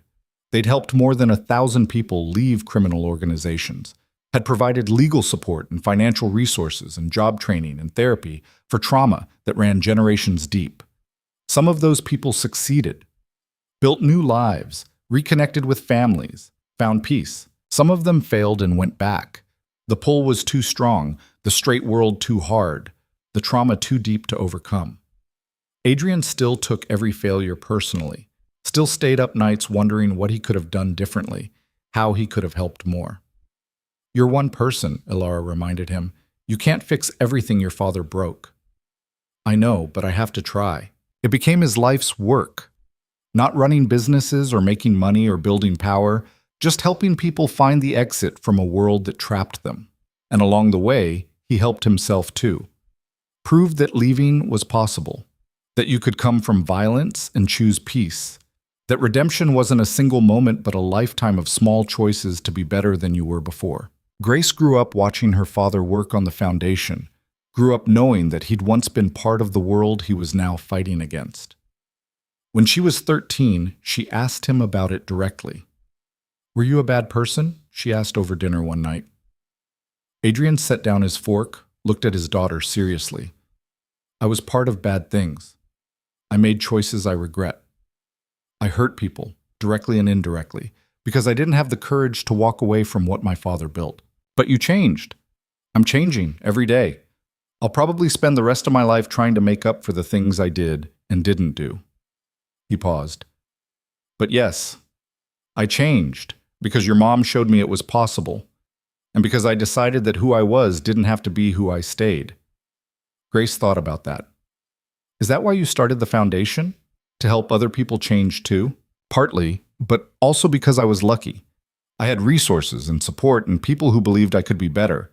Not everyone has that. So if I can give other people the same chance I got, that seems like the least I can do." "I think that's cool," Grace said. "What you do? Helping people." Adrian's eyes got that misty look they got whenever Grace said something particularly grown up. "Thanks, kiddo. That means a lot." Later that night, after Grace was in bed, Ilara found Adrian on the back porch, looking out at the yard where Charlie was chasing shadows. "You okay?" she asked, sitting beside him. Grace asked me if I was a bad person, and I didn't know how to answer her without either lying or scaring her. "I think you answered perfectly. You told her the truth, that you made mistakes and you're trying to be better. That's all any of us can do." Is it enough to just try? Or should I have, hidden that part of my life from her? Let her grow up thinking I was always good? Kids aren't stupid. They figure out when you're lying to them. And besides, Ilara took his hand. Grace is growing up in a world where people make mistakes, where life is complicated and choices are hard. Showing her that it's possible to mess up and still become someone good, that's the most valuable thing you can teach her. Adrian pulled her close. "When did you get so wise?" "I've been wise this whole time. You just finally started listening." He laughed, and the sound was lighter than it had been in years. They sat on the porch until the stars came out, talking about nothing and everything, comfortable in the silence between words. This was the life they'd built. Not perfect, not without scars, but real and honest in theirs. And it was enough. Years passed. Grace went to college, studied social work, came home talking about systemic injustice and reform and making the world better. She joined the foundation after graduation, bringing new ideas and energy and a perspective that only someone who'd grown up knowing both sides could have. Adrian watched his daughter throw herself into the work he'd started and felt something in his chest loosen. The legacy he was leaving wasn't money or power or fear. It was this: a daughter who believed people could change, who wanted to help them, who'd learned that your past didn't have to define your future because she'd watched her father prove it every single day. "I'm proud of you," he told Grace on her first day officially working at the foundation. "I'm proud of you too, Dad, for building this, for being brave enough to leave the life you were born into." "I didn't do it alone. Your mom—" "I know. Mom tells the story all the time. How you met in a hotel bar and she pretended to be your fiancée, and it was all supposed to be fake, but it became real." Grace smiled. "It's actually kind of romantic, in a totally insane, dangerous way. That's one way to describe it. How would you describe it?" Adrian thought about that hotel bar, about Alara's hand in his, about the performance that became the realest thing in his life. "Lucky," he said finally. "I'd describe it as the luckiest night of my life." Alara retired from her veterinary practice at 60, ready to spend more time with Adrian and less time elbow-deep in sick animals. They traveled, visiting the foundation's offices across the country, meeting the people whose lives had been changed by the work Adrian had started decades ago. Some of those people were success stories. Lawyers and teachers and business owners who'd left criminal networks and built honest lives. They thanked Adrian with tears in their eyes, told him he'd saved them, called him a hero. Adrian always deflected, told them they'd saved themselves, he'd just shown them the door. But Alara saw the way he carried those stories with him, saw the way each success became a small counterweight to the failures that still haunted him. One afternoon, 25 years after that night in the hotel bar, they were back in the city where it all started. The penthouse had been sold years ago. The warehouse that burned was now a community center the foundation had funded, and Konstantin Volkov had died in prison 3 years prior. Adrian stood outside the Grand Meridian Hotel, looking at the entrance. "Want to go in?" Alara asked. "I don't know. It feels strange, going back to where it started." "Then let's do it. Face the ghosts." They walked into the hotel bar together. It looked exactly the same: leather stools, polished counter, ambient lighting that made everything feel slightly unreal. A different bartender, of course. Marcus had moved to Denver years ago. They sat at the bar in almost the exact same spots they'd sat in 25 years earlier. "What can I get you?" the bartender asked. "Gin and tonic," Alara said, "and whatever he's drinking." Adrian smiled. "Beer. Something cheap and simple." The bartender looked confused. This was a 5-star hotel. They didn't serve cheap beer, but Adrian pulled out his wallet and handed over enough cash to make it worth finding some. When their drinks came, they raised their glasses. "To terrible decisions," Adrian said.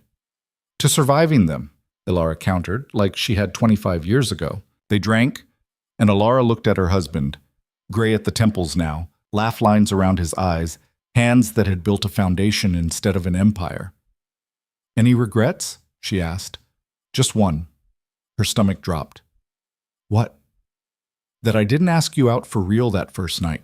That I wasted 6 months of a fake relationship when we could have been building something real from the start." Alara laughed, relieved and in love, and so grateful for the stranger who'd slid a ring across a bar and whispered a desperate request. "I don't think I would have said yes if you'd asked me out normally. I needed the insanity to take the risk." "Fair point." Adrian set down his glass. "But we're here now. We made it." "We made it," Alara agreed. And looking around the bar where it all started, where she'd made a choice that terrified her, where she'd stepped into a lie that became her truth, where she'd met a man trying desperately to be better than his past, Alara understood something fundamental about redemption. It wasn't a single moment. It wasn't one brave choice or one grand gesture. It was 25 years of small decisions to show up, to be honest, to choose love over fear and hope over cynicism. It was Adrian building a foundation instead of an empire. It was teaching their daughter that people could change. It was sitting in a hotel bar with gray hair and old stories and the kind of love that came from surviving impossible things together. That was redemption, not dramatic or perfect or easy, just real and hard and worth every terrifying second. "You know what I think?" Alara said, taking Adrian's hand. "What?" "I think you were never your father's son. You were always just you, trying to figure out how to be good in a world that taught you to be hard. And you did it. You figured it out." Adrian's eyes were bright. "We did it. Together." "Together," she agreed. They finished their drinks and walked out of the Grand Meridian Hotel hand in hand, leaving behind the ghosts of who they'd been and stepping into the life they'd built from desperation, hope, and the reckless courage to believe that change was always possible, even when it seemed impossible, especially then.